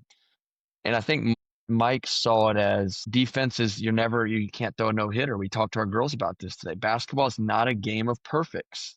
So offensively, that's a mindset. That's a culture you have to teach, where turnovers are really important. But at the same time, I heard a coach say it the other day, if we have a 0 turnover game, we're not going to be very good. Because, we took no chances. We had no courage, Right. And That's so, but defensively, this idea of I used to tell our guys, we're chasing perfection. I always hear my players with recruits say, oh man, if you'll defend, then he'll give you some freedom offensively. And all that stuff. And I laugh at some of that stuff now because, what was I trying to really get done? Well, at the end of the day, defensively, how are we going to quantify and how we're doing within a game other than just the resulting game? Because in game, it becomes resulting. They make a tough shot, it still counts as 2 points, And so I think it's this idea of we always say, if we could line every possession of a game up and we could pull it out of emotion, I think we could win more possessions in that game than them fellas. So how are we going to go do that on the road at Oklahoma Baptist? Can we find a way to just truly view this game as individual possessions? Because I think you feel pretty good some nights. So I think we could get that done. And so anyways, the lock did that for us, where we started playing a game within the game. And then this idea of, I was so hard on them defensively. I don't think I did a great job of probably even how I got there. I was just really stubborn with them, and it started to become this thing on the bench when we talked about it. When we get to 2, this is the big moment. And now I do think you actually create this idea of not only every possession matters more, but now what I think we've done as we've evolved it is just we can come to a huddle, and not only can we preach life with shot selection of guys, we're 1 lock away from this game turning. We're 1 lock away. Yeah. And now I'll throw anything at you defensively. Like, I'm not afraid to do that now, because I just got to figure out how to make you miss 3 shots. And I think when you start forcing 6s and 5s, and like, they may just miss 3 shots that were tough shots. That can happen. And in the William Penn game's the game that we came back from when we won the national championship with Texas Wesleyan, down 12 or 13. We found a way to get some locks in these moments, but the belief, it's a neat thing. And so Mike introducing that, I think, helped me take what I wanted to be great at, what I knew we needed to be great at defensively, and figure out how to quantify it a little more and figure out how to make it something that we could attach. Like, hey guys, we have not gotten a lock this half. We're close. We're 2 possessions. Like, we find a way to get that 3rd stop here this half, the first time we get one. And then you have these stretches. That Wayland team got so good at it. We put like 5 locks together, and it was the best team I've ever coached at being up 10 and not getting caught. And now we're up 10. It was this obsession with, now let's get another lock. Now we're up 16. Now we're up 20. Let's push it to 30. Now the game's, and so we had an edge. The flip side of that, I'd say, is that we got so good at trying to like go for the kill. Like step on the throat, that when we were just in a game that was just possessions, we couldn't find a lock. How do we stay the course there too? But it's a really neat philosophy. I think a lot of people use it now, but I do think it was an identity forming piece for us in regards to how we find victory. I think you nailed it right there with identity. And as most people know, I don't claim to be a good defensive coach. In fact, that's the side of the ball that I just would rather not have to watch. I'd rather just only play on offense. I'm much more of an Coach Arsenault idea of whatever we have to do just to get the ball back quicker, then I'm good with that. That's not the side that I enjoy, even though that's what I did as a player. Coach Watson and I kind of getting the dribble drive and seeing the freedom and the fun, and him giving me that side and him taking the defensive side. So that's kind of where I've been. I feel like over the years, I've been struggling for identity. with defense, and to where I've just gone, especially when you go down the route of speed, like how far can you go? Well, man, you can get pretty far where, yeah, Loyola, Marymount, that's not fast, right? Like that's kind of, you can get past that speed. You get to other layers of speed where you stop even caring about the game anymore. It's just all about how fast, how many shots up, how many attempts, how many made threes. And where I had one player ask me years ago, Coach, do we even care about winning? He asked me that. And I thought, wow, okay, I think we've gone too far. I've gone too far where, and now you want that healthy balance. Yeah, on Tuesdays and Fridays, we want to win. But then we have an overarching theme that's bigger than that. But in his eyes, it was just all about speed and threes attempt. When you take 64 three attempts in a high school game, you're playing fast and without a shot clock. But quality of defensive possessions, players valuing that, I think I lost that. Then getting back around it, found the 3-2 zone that was really helpful for a few years. And then I learned the locks. And I agree. I don't like it to call it kill. I don't want my players yelling that on the sideline. I like locks. And then what Coach Freet's son, Austin, when he was my assistant coach, we had the lock zone. And the lock zone is when you get two and the whole bench yelling, lock zone, lock zone. And then when we got it, the really fun part was we get the steal or the rebound or the stop and we're pushing it, but our team's already celebrating and hyping up before we've ever taken a shot. I would imagine sitting there as watching and people would be like, what is happening? What are they celebrating for? Like, why is the rebound such a big deal? Is it, but it gave us something to defensively hang our hat on. And like offense to me, it's just so natural what every possession needs to be like and how we can stack some good ones together. It helped me out a ton. And so I would, if I was a coach and I've never thought about that or anything, I would look at putting that in.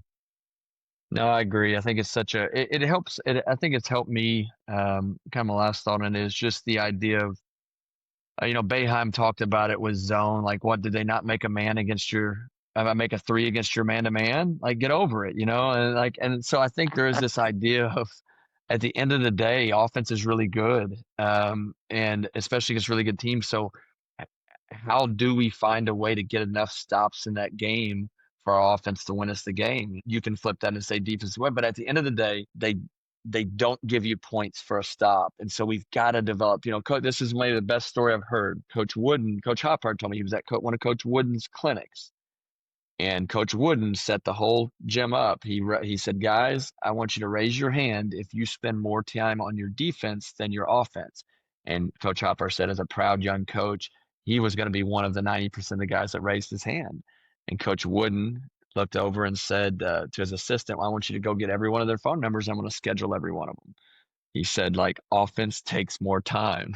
And that's always stuck with me, though, because I do think defense has always been just a big part of my makeup as a coach. But we've got to score. We've got to score enough points to win. And so I love the identity of the locks because I think you can obsess defensively over perfection. And you just got to find a way to create an opportunity to win that game with your defense. And I think the locks gives you a lot of ways to do that. It's gotten me outside the box and level of play, you could say. But let's just figure out how to make them miss or turn them over or whatever our goal is there.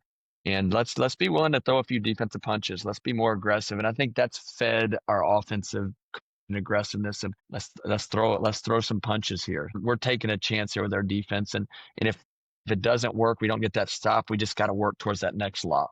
Let's just keep working towards that next lock. Get us out of this defensive talk that we're in and and move on. No, the third thing for me, and this will be quick because I think I've mentioned it so many times. Tyron Lee, when we're having our hoops talk years ago, he was at Frisco Wakeland. And I think the topic was one of the best things that you borrowed lately. What is it? And he said 10-minute meetings. And I hadn't heard of anything like that before, but like most coaches over the years, I struggled to find time to meet with players individually. And then if I'm being really honest, I don't think I was a very good relationship builder, especially before in my 20s. because personally I was an angry person. I brought that into my coaching and thought that that's who I wanted to be, but really I was just miserable with where my life was at the time. And I'm not saying that coaches that are angry have are miserable. No, but that's where I was. And then uh, God did radical life change in my life. Brought Jana into my life, which is huge catalyst for change. And but then also starting to coach at Grapevine Faith, the winning and presenting myself like a certain kind of coach started to be less important. And what became more important was the relationships. But wanting to become even better with that and not we don't want our players to base their game on hope. So go off of 2 feet so that you're sure of your decision making.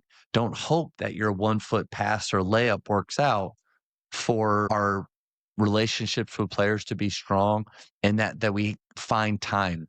And those moments where it's just you and a player another in the gym or they walk by your office and it's just you guys, you can steal 5 minutes. Those are great, but they don't happen as often as we think or want them to.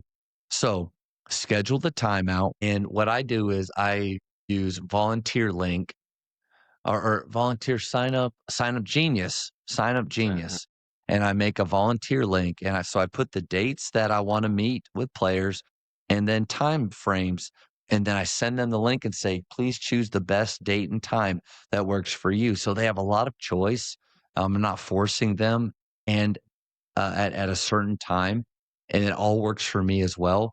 And then they know that it's a 10-minute meeting and I rarely go over 10 minutes. Occasionally, it's smart to have maybe a player that you need more time with to be like if you're meeting with 3, have them be third so that if it bleeds over, you can. You hate to be in a really good moment with a guy like we need to have this talk and oh, sorry, time's up. Next guy in. And so, but first 5 minutes, I get to ask them questions. And my goal early on in my 10-minute meetings is to be not about basketball at all. Ask about family. Ask if faith is important to them. Tell me about that. Tell me your favorite sports hero, because Kevin Eastman said that when you find out who their favorite sports hero is, you can send them messages from their sport through their sports hero. So if somebody likes Westbrook, which that's rough, but Westbrook, then I can try to find something that Westbrook has said or done that actually lines up and can help this player in the way that I want him to be helped. So that was a good nugget from Kevin Eastman. But other things like throughout the year that I ask is one, how's the pulse of the team right now? Or really easy, like, how are you doing with this season? How are you feeling right now? How are grades? One of my favorite questions is, how can I be better for you right now? Man, I've seen them look so shocked by that question because I think it's without us realizing it, it's a very one-sided relationship. I am constantly withdrawing, asking things from them, and I don't really and we could say, well, we give them our best, we help them with yes and no, like it's kind of our job, all right, to show up and practice hard and to do those things, but what else can I give them? How can I help them in their lives or just open the door to that conversation? I think you get amazing answers from that question. I also asked them perfect scenario. This is in the fall, which I need to do this pretty soon. Perfect scenario. What does this year look like for you? What are your expectations? If everything went perfect, what does it look like? You really get to find out like this player thinks he's a starter. This player thinks they're going to be on JV2 already. This player just wants to be a part of it. I think you want to know those things about your players before the season goes because inevitably when you have that talk, the second part of the 10-minute meeting is that they get to ask 5 minutes of questions. And I tell them nothing is off limits. You can ask me anything. It stays here. And after the second or third meeting, their wall starts to come down. They start to really look forward to it. And then we get to the good stuff. Coach, what do you think my role will be this year? Man, I'm so glad you asked that. And then you just got to be honest with them. You know, honestly, right now, I'm excited for practice to start because I'm not sure. I'm not sure where you fit in. I think I see potential in this area, but you know what? There's a chance that maybe it's hard for you to get on the floor. And then I can even follow up and say, "How do you feel about that? Can you is this a commitment that you can make knowing that maybe something," and then you can be completely honest and "Coach, what's it look like? What my playing time role is? I don't think you're gonna get on the floor. I just don't see that being a possibility." Man, you give them an opportunity to process that, possibly make a decision to do something else or come to terms with, "Yeah, I hear you. I appreciate that. I'm gonna work my tail off and show you different," and I always encourage that. Or they ask too, like, if that's the case, like, is there any way that I can gain a better role? Absolutely, you can. Here's what you can do. And then you can even go down the route of, if that's really what you want, have your habits been showing that? So within these 10-minute meetings, it's just such a valuable time. And then to even ask about just silly things, favorite superhero, favorite favorite kind of car, do you have pets? Like, get to know these guys, and you do 6 to 8 of those over the year, and I feel like they can be upset about a lot of things, their parents can be upset about a lot of things, but one thing they can't say is that they never had an opportunity to have a one-on-one conversation for me to know them, for them to know me, or for them to be able to ask questions, and since I've done my 10-minute meetings, I don't think I've had a parent meeting where it was about playing time and that my player didn't know what they could do to earn more or why they weren't playing. And to me, that's huge. Not that you don't want parent meetings, but it's when it's not transparent what's going on. That's when you get into trouble. And 10-minute meetings, I've already done one round with my seniors and juniors at Midway.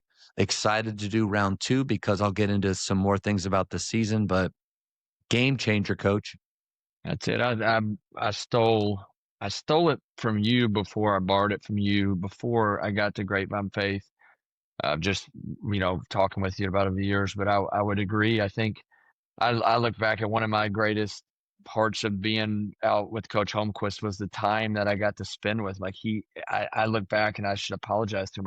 But I enjoyed, he never made me feel like I was bothering him. And I think I was at a time in my life he was able to really shape me and help me find some new direction in my life because of that. But I look at what you're doing there, and I think there's so much of it's out of practice. It doesn't follow a game. It's not around it's a time that is purposeful with those each kid, and some kids just are going to naturally. I had a point guard at Wayland Baptist that I had to really be purposeful about spending time with him because he was so quiet and so consistent and so reliable, and that was terrible. But You spend time with the problems that's right. more than the ones Coach Thomas said. I asked him, my head coach from the Colony High School, I said, "What's one thing you would like to do differently?" He said, "I'd spend more time with 9, 10, 11, 12 because he spent all his time with the first 8. That's exactly it. And I know we've done our first round here, and I don't ever feel like after a round we're in a worse place. We may have more clarity. We may know exactly what's ahead. Like we may know That was a disaster. Yeah. Oh, what a mistake. What a mistake. Let's don't communicate. But it's such and I think the consistency of it, I would say is such a important part of it. I think that's one of the things you do best. I think what's important, you schedule it, you're consistent with it. It's like the guys saying consistency. What a great thing that they've attached themselves to at a new program that you're a part of. But I can look back and I can say, I know there's a couple kids that breakthroughs that occurred in our relationship and their journey as a player. You could almost go back to the meeting. You felt like you had a breakthrough with them. Walls came down. And that's, it's effective, purposeful communication at the end of the day, but making sure it's everybody. And I think the clarity that comes through that, like you said, to have that conversation out of a moment where you're living it and giving them a voice. It doesn't always mean it may be heading to a goodbye in some ways, but you're at least getting there through the way you should work on relationships with people, through truth and transparency and love and honesty. And Coach Audit over at Aledo, his assistant was telling me this summer, that he's so good at just speaking truth in meetings to players and family. So I asked him one night after one of Hope's practices, and Hope, my youngest, loves Coach Ott, and you can see why you start hearing this when you're around the guy. But what he said was he was at Cedar Park. He won back-to-back state championships. His freshman guard had already been offered by Texas. He had 8 girls that could all play, and he said I couldn't like trick any of them. I couldn't trick any other families. I couldn't trick any of them. So I figured I just better tell them the truth. And we had to figure out how to make all this work in this just blunt truth. He said, but it helped him so much in his evolution of coaching. Said, just don't ever give them false hope for the wrong reasons, but I think these 10-minute meetings are where this can occur. So yeah, it's such a good thing. I think that watching you do it, I think I know some of the questions I would have of you're meeting with a senior for the fourth year and the fourth round. I mean, those meetings. But I guess my question for you would be, in my experience, it's just as important of a meeting. I mean, would you feel like that's the case, with a senior that you've had for 4 years? Oh, yeah. And I've never find that we're just staring at each other. Well, one, it's only 5 minutes. And it goes fast, but I'm amazed at how much we can get done with that time. And one thing, okay, so a few things to help with it is I have a notebook and I always ask them, can I write some things down? And so when they come back in, my first thing is to kind of glance back at our last meeting and I make little notes of just things to ask about again, like because we may not think that their relationship issues that they're having are a big deal, but to them, it's the entire world. And so to show that I actually care about that, I think matters to follow up with some of those tough things. Some coaches have kind of said, like, asked her, well, when do you have time to do this? I think there are times to get creative. And so I can think back to one instance where me and a player were supposed to do after school but we couldn't. We had an away game. And I said, hey, how about when we get there and the girls are playing, man, let's take our 10 minutes. And because, it's kind of funny, we want our players, and this is just another tangent, but we want our players to be super focused and ready to go and ready to play. I think we overestimate how long that takes because if we're honest, I don't know, I could sit down in my chair, put my shoes on, and all right, I'm ready to go. Like I'm ready to play. I didn't need to stare at a wall for an hour or not talk to anybody or not listen to music or not, laugh or have fun. I think players get ready to play or find their flow in different ways. And then, like as a coach, I don't know, I'm on my phone, I'm talking to random people, talking to my wife, and then I just go in the locker room and we're ready to go. So you have more time than you think. And when I can remember we're at an away game and me and this he was a junior at the time, we're having this 10-minute meeting. And it was a moment where I thought, I wonder what this looks like. And he's not in trouble, obviously, but we're having this meeting. And then how cool is it? And I didn't do it to score points. But after the game or before, whatever, parents are like, I saw you talking to coach. Was everything okay? Oh, yeah, we were just having our 10-minute meeting. We're talking about this and that. I don't know. I think there's just things that we can do that can add to or deposit into their bucket that when we do have to withdraw, and I made a note about having the first time that you meet with somebody or the only time when you meet with them not be because they're in trouble. And that's where this 10-minute meeting. So if we've had 4 or 5 of these and then there's a behavioral or effort issue and I bring them in, this isn't the first time that we've been together. Let's not have the office be a place that we are terrified. I remember the butterflies walking into Coach Bliss's office. I rarely went in there. It's like the Wizard of Oz. Like what is behind the curtain? I'm terrified to see. Anyway, good stuff. No doubt. I think the last thing I'd say on that is voids. When a kid doesn't have clarity, when a family doesn't have clarity, it's going to be filled with negative thought. We don't fill voids with positive things. And so just from the aspect of create more clarity of where that kid sits is such a important piece of it. I liked what you said there, though. Just keep building on the relationship. Don't reset that meeting every time. Like be purposeful enough to continue to cultivate through. I print out a page and take the notes, and I learned that from you. Just continue to build, because it's important, and Yep. We've gone 2 hours, my friend, and I would like to do one more thing if you got time. Yes. We're going to go through the speed round, Okay. but you'll go and I'll go. Okay. Because the only person to ever ask me some questions from the speed round was Dave Love, the shooting coach. Yeah, he flipped it And on I you. was so not prepared.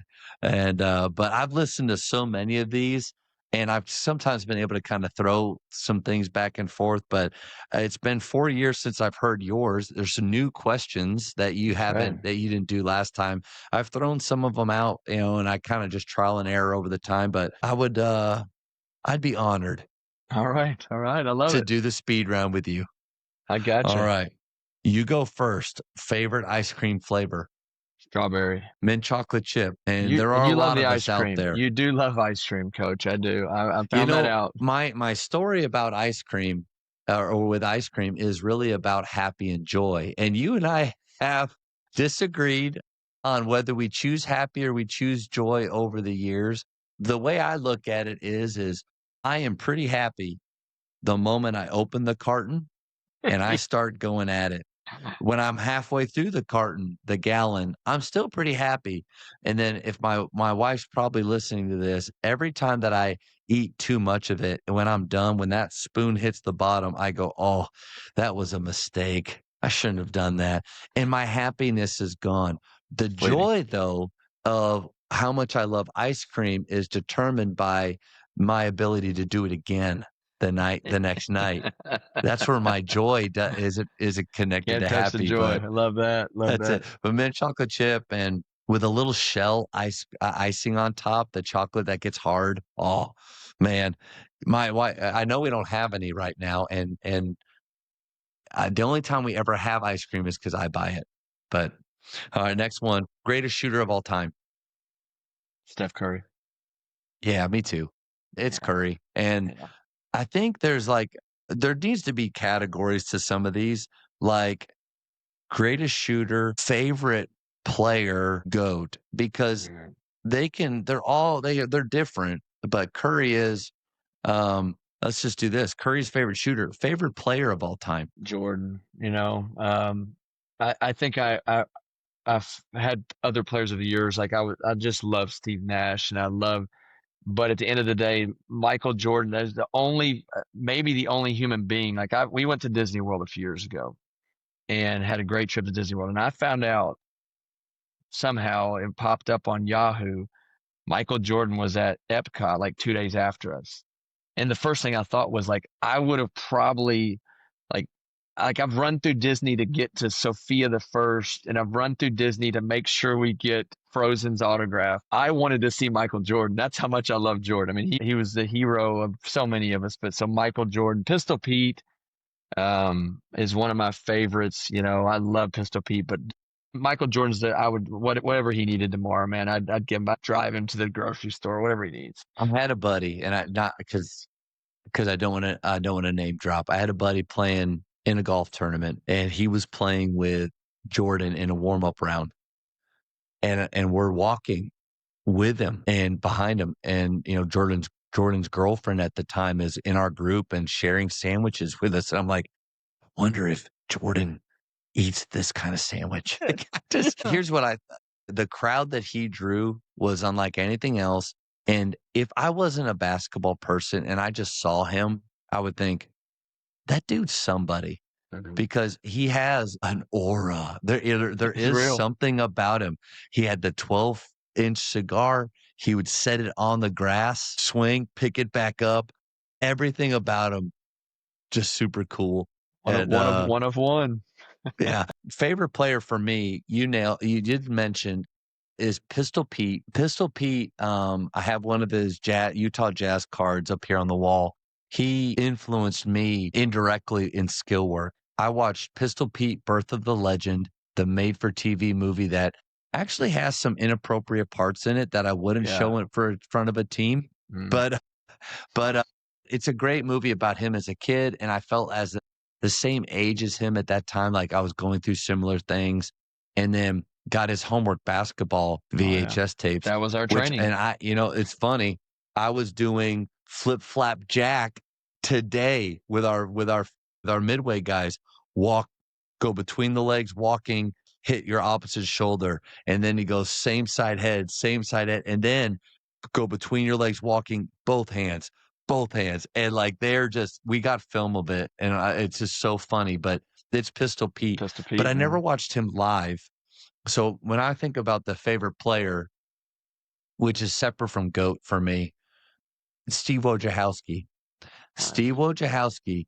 And there has been one other coach, and I'm blanking on who it was, that also mentioned him, and I almost fell out of my chair. 1 out of 270 have mentioned Steve Wojciechowski, but I was a big Duke fan growing up, and watching him play, I thought, if he can do it, I can do it.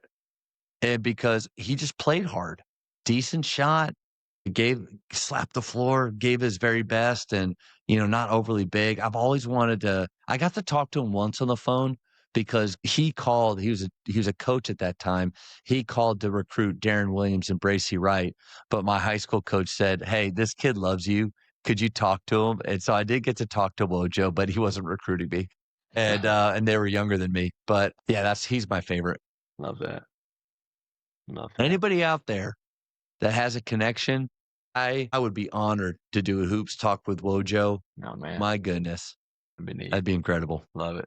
Do you stand up or sit down more during games? Oh, man, I stand up more. I've always wanted to sit more, but I've had to settle in on I have to be me. I have to be me. And I do think that a calmness to coaching, and I just would love to sit. I'd love to sit. I've noticed, it's interesting, but Beard at Ole Miss, Coach Knight was sit, and Beard's sitting now more. And so you see coaches, I think, through the evolution of their careers kind of find, maybe it's peace, calmness, and like they can communicate from the bench, whatever it is. And Coach K coaches from the bench, but I stand more. I think there is something just to I think it's within character for me to be standing. I almost think it would be a little bit, not unnerving for the girls, but if I wasn't, it's just not who I am really, I think. So, yeah. But I've always wished I could just sit.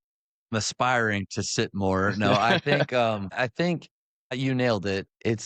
You got to be yourself and do what's comfortable for you. I like how Tyler Costin puts it, and I don't think that guys that stand are doing this always, but he talks about, do you want to play status games or do you want to play winning games? And I might have butchered that, but it's something like that. Oh, yeah. Why are you standing?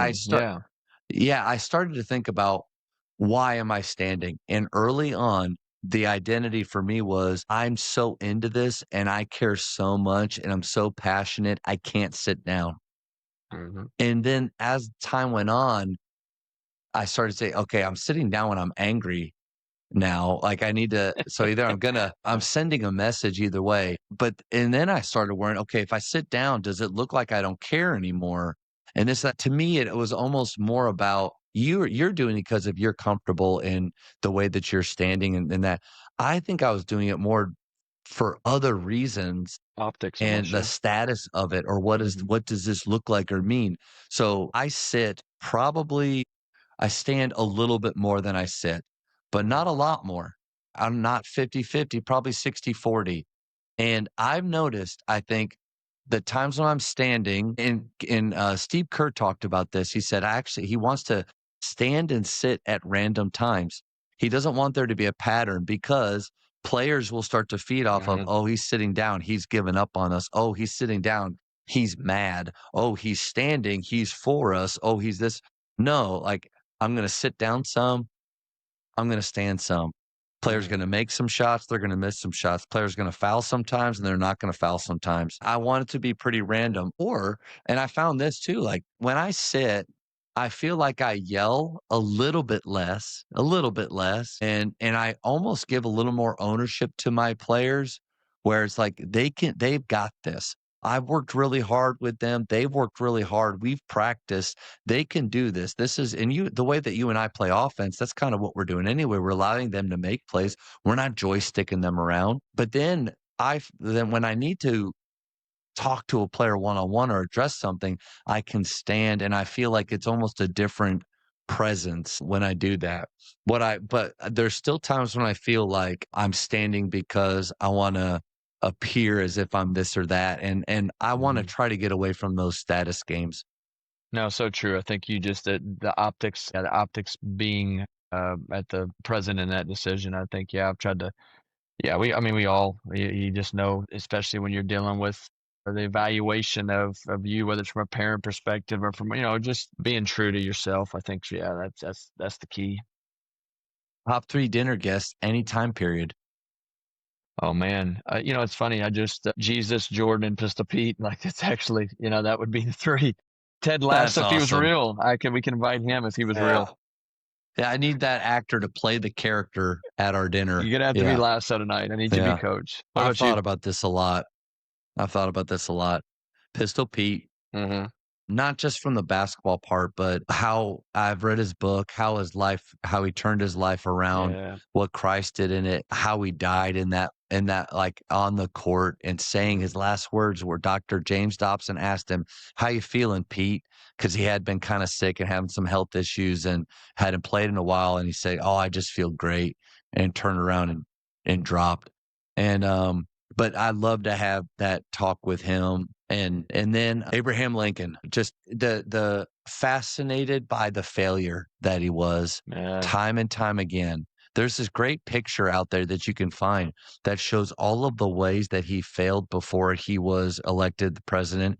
And I use that a lot in our clinics in the summer about confidence and not dwelling on failures, but magnifying the successes that we have, because we magnify the failures more than we magnify or celebrate successes. And there's this great picture with like 15 to 20 things that he failed at: businesses, elections, this, and then he was elected president and shaped our country in such a huge way. Wow. So love to have him. And then the last one is Paul. Paul is fascinating to me. Yeah. Man, I want to know what it was like on the road to Damascus. I want to know early on what it was like when he went from Saul to Paul, what that was like. You go from persecuting and holding the coats of murder or people that murder Christians, and now you're leading it? No way. The dude was shipwrecked. He was stoned. He's incredible. I'd love to learn from him.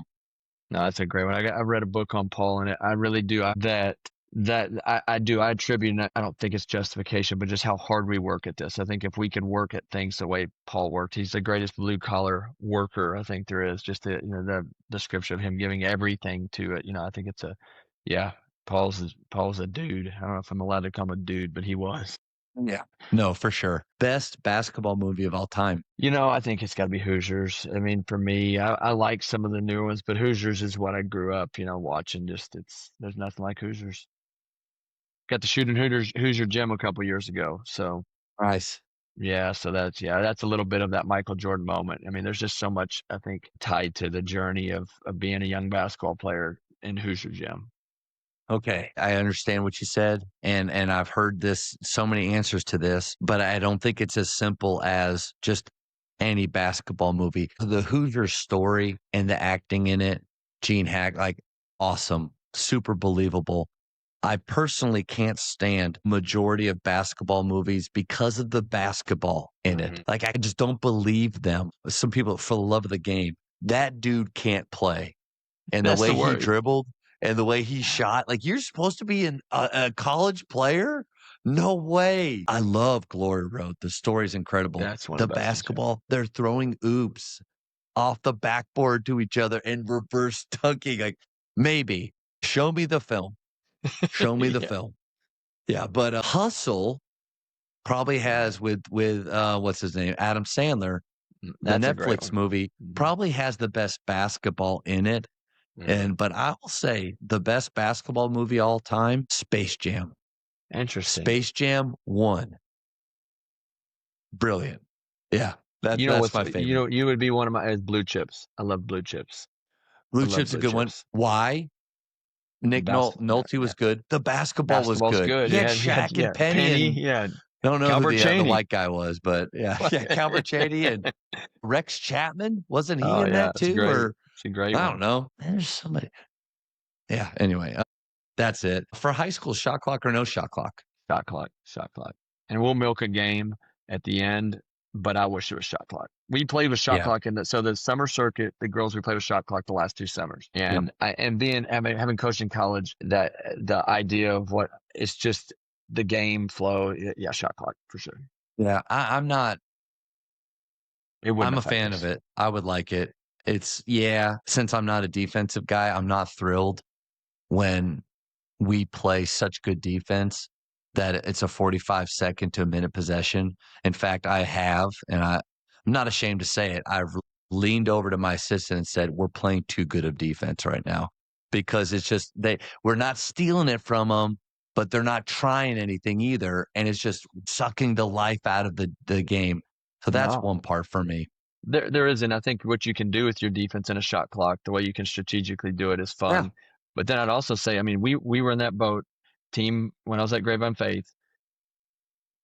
Even though I felt we were better than them, they ran a 1.5-minute possession in a scout film, and I literally said, if they're willing to reverse it 20 times, we're going to trap it. We're going to do something, because that's not good for us. Like it's not good to play defense that long. We didn't want the game to be that possession oriented in regards to just low scoring. So no, shot clock would fix all that. So to me, shot clock, but not for the reason I just talked about, not for that, for long possessions and people holding the ball. Anytime I see those comments or clips or anything, like, I always wonder, what's the other team doing? Like, they're holding the ball in the second quarter. What are you doing? You're standing there. It's good for you. Yeah. Go play. Good for you. Yeah. We're going to switch it up and but then I think another reason why people want it is to prepare them for the next level. And I don't even care about it because of that, but most of our schools, we don't have a ton of those kids. So that's not a reason for me. The reason for me is for player development. I believe it'll develop players just to become better players, where they're having to read and make plays, and coaches aren't allowed to control it as much. You can still run your initial action, but the moment that doesn't work, you can't pull it out and reset and do it again. Yeah. So it's just like you see in college. The teams that have continuities they're not really aggressive out of those, and they're not looking to score or find advantages. Inevitably, there's 10 seconds left, pull it out, ball screen on an open side, and they just go play. I wish they would attack. I wish they would end or start possessions the way they end them. Start with the open side ball screen and play out of that, and then see all the dominoes that come out of that. So a little rabbit hole, but I would love a shot clock, but for that reason, not for any of the others. That's good. I like that. Thanks, man. Do players sit the rest of the half with 2 fouls? No. First half? No, and I think I even go further to say, I think depending on the player, I think you could play with about almost any number of fouls. I mean, I don't think you can let them foul in the first half, but I think there's route to victory too, where like you just at some point, it's like anything else. All the things that could go wrong with anything, you got to go all in on it. I think you got to be smart there, but I don't like the idea of, now, if you get into a situation where you try to get them out of the official's vision for a little bit, and then you're playing well and you can, that's great, but not, it's not an automatic, I think more than anything else, why has the fouls occurred? Is it, there's some reasons that I think, officials see something a certain way. Maybe it's a conversation you've got to adjust, but I think some kids are really good at playing with foul trouble and some kids aren't. So it's situational. Definitely situational. Know your players. But then I would say overall, no. And Nate Oates had a great press conference where he was like, why am I going to take a cat? People foul. They foul in the first half. They foul in the second half. I don't mind. I don't care if it's 3 in the first or if it's 3 in the second. And I think an interesting, if we approach it that way, we'll help our players actually deal with foul trouble better. Because I would say players only get upset with fouls 4 and 5. They don't really care about 1, 2, and 3. We want them to care about all of them. And PGC says fouls are errors. So we don't want to foul, but at the same time, teach them how to play with it, teach them how to play clean, I've had players get 4 fouls in the first half before. Not ideal, but it's happened. I like the idea of, and I don't remember where I heard this from or maybe multiple people, but keeping them in quarters where they have until they have more than one of that quarters. I don't know if one more than the quarter. So it's Okay. like in the first quarter, once they 3, get their yeah. second, they need to sit. Right. In the second quarter, once they get their third. In the third quarter, once they get their fourth, and then they play. I like that idea. What are your thoughts there? Yeah, I do. I think I think that I like that formula because it eliminates the 2 and sit. I think that also there's so much, there's a point in every game, I think too, that you're not going to have the opportunity to win this game if you don't. Like if a person's maybe not in the game. And so I think you do have to just decide, are you going to go for it? And if they foul out early, they foul out early. So there's a lot of instinct to that too. And I think I don't know that I would, if they had 4 in the third, I'm going to try to get them to the fourth quarter before we put them back in, I mean, because Yeah. I think you don't want them, I think too, a kid can come back in and feel okay about playing. Like they're not spooked. Yep. And now not. So I think some kids are really smart, but you're exactly the answer to that is like it's the cheap foul they get early, and the education of a kid of like there's some 50-50 plays with aggressiveness that may go against you, but that never fouls you out. It's the lazy play here, it's this play here, whatever that is. Yeah, You're 94 feet from the basket, get to rebound, you swipe at it. Those get are your the hand out of ones. the cookie jar type. Like, but that I think educating them, that's why you got in foul trouble, not the fourth foul. What book would you give someone? Man, and what popped in my head was the Bible, but I think that's an easy. And Streams in the Desert, I think it's the devotional book I give every senior that I've coached. Wonderful, just 365-day devotional that it speaks to me. I've done it for 18 years now, and February 24th speaks to me differently every year. Some devotionals to me, this is probably a shallowness to me, but there's a cheesy is the wrong word, but there's just I've struggled with devotionals over the years, and Yep. Streams has a depth to it that really speaks to me. And so Streams in the Desert is a gift I try to give as much as I I can. didn't know that about you. Yeah. This is great. Yeah. First of all, every coach needs to read Offense Wins I by bought Joe it because of Crispin. you. Yeah, bought it because It of you. is awesome. Reading it, I was like, yes, highlight every line in it. Defense doesn't win championships, offense does. And so love the one that I mentioned quite a bit is Extreme Ownership. And then anything by Ryan Holiday, really like Stillness is the Key. Legacy Builder, Phil Beckner, after our Hoops Talk sent me this. He sends this out, gives it out to anybody he talks to. And there's I don't know if I can find it, but there's a line in here that he talks about wanting to be easy to please, but hard to satisfy as a coach. Oh wow, And I that's thought, man, cool. that's it. Like that's exactly who I want to be.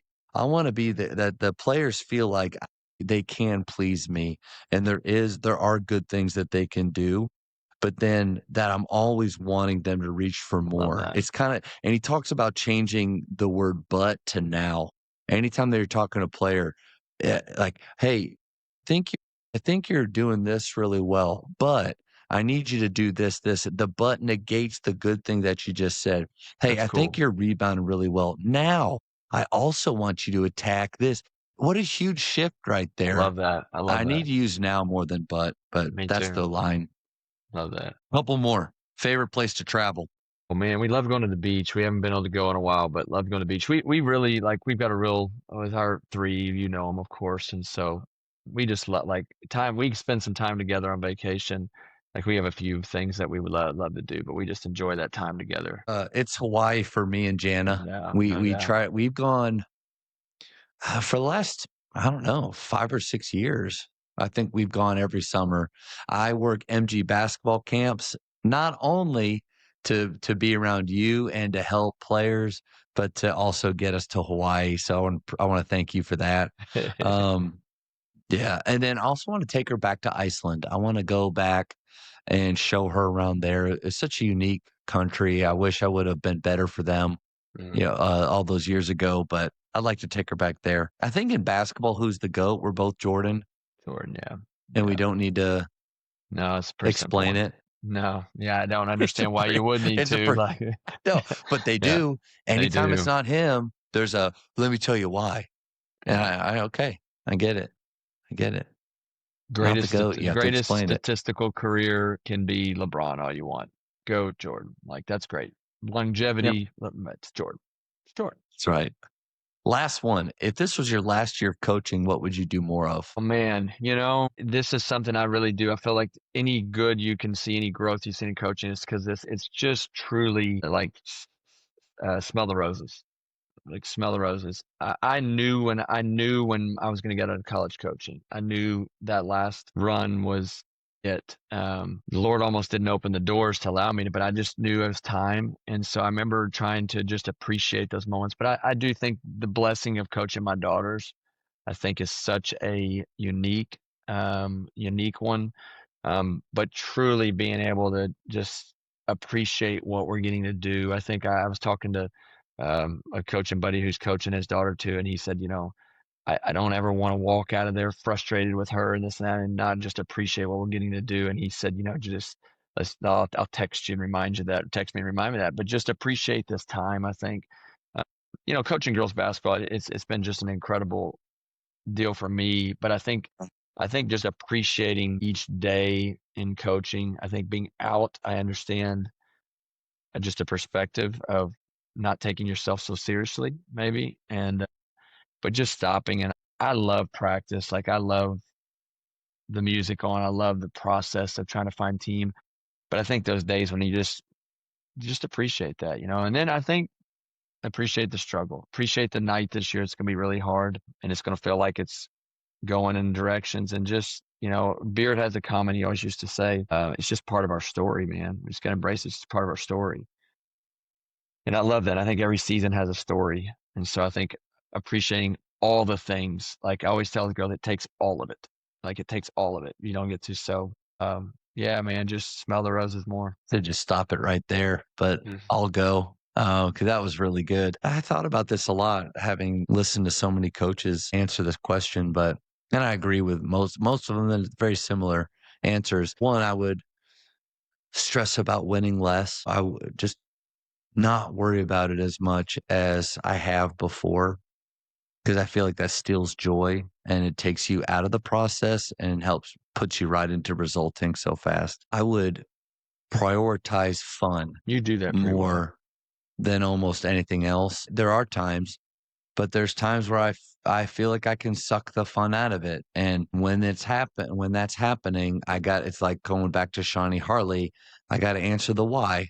Is it because there's a fear that I have? And I'm not saying that you can't redirect. In the weight room, did that this morning. We turned the music off and realized our energy and enthusiasm was really low, because music can be deodorant. It can just mask how badly you really stink right now. And so same with winning. And I want to always be on that fine line. And this of, we work incredibly hard. There are standards with discipline, but there's joy and fun happening at the same time. And that's a hard line. It's really easy to go too far to where, okay, this isn't serious, and then too far to where this isn't fun. I want to stay on that line. And I think the first thing of the winning part is what can keep me to get there. And I think within that too, it's valuing the relationships more than valuing anything else. Now, you said about that's my hope, is we work harder than we've ever worked, and we have more fun doing that than we've ever had. Simple, but it's true. I think that's it. I think it is a beautiful process. And if it isn't, if it's fun, and we should all be having more fun. We really should. Last thing I'll say, tragic loss of in a car accident, young father, about 8-9 years ago. Kids in the same class, and just kind of wrecked a community, rocked a world. But at his funeral, he said, I think what this young man would have said to all you fathers out there is, take your faith more seriously, take your family more seriously, but quit taking yourself so seriously. And you talk about piercing the ego of a coach, piercing the optics of what we do, and just remembering the fragility of all this. man, smile more, make sure that, I think that's the Ted Lasso, man. Just making sure people, they feel loved, and we're doing the best we can with this. And but man, better smile those roses. If there's no one that watches this or listens to this because they realize it's just Matt Garnett and Matt Sayman on here, what's the point? At the very least, I got to have 2.5 hours with you on here, holding you captive when we live in different areas now. So it's going to be even harder and harder this year.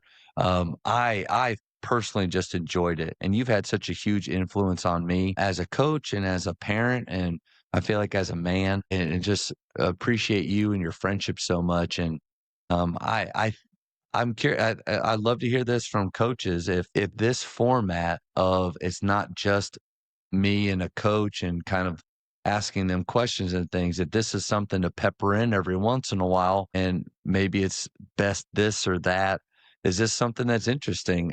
Let me know somehow. I've never done tell me in the comments. I've just never done that, but however you can let me know. This was really fun, but just appreciate you so much, man. Man, no, what a great night. You know what you mean to me and my girls, and I do feel better for having got to visit with you for a few hours. That's for sure. Thank you for checking out today's episode. Please take a moment to subscribe to this podcast, share it with your fellow coaches, and find us on social media for what's coming up next on the JAMODI Podcast. It's just a matter of doing it.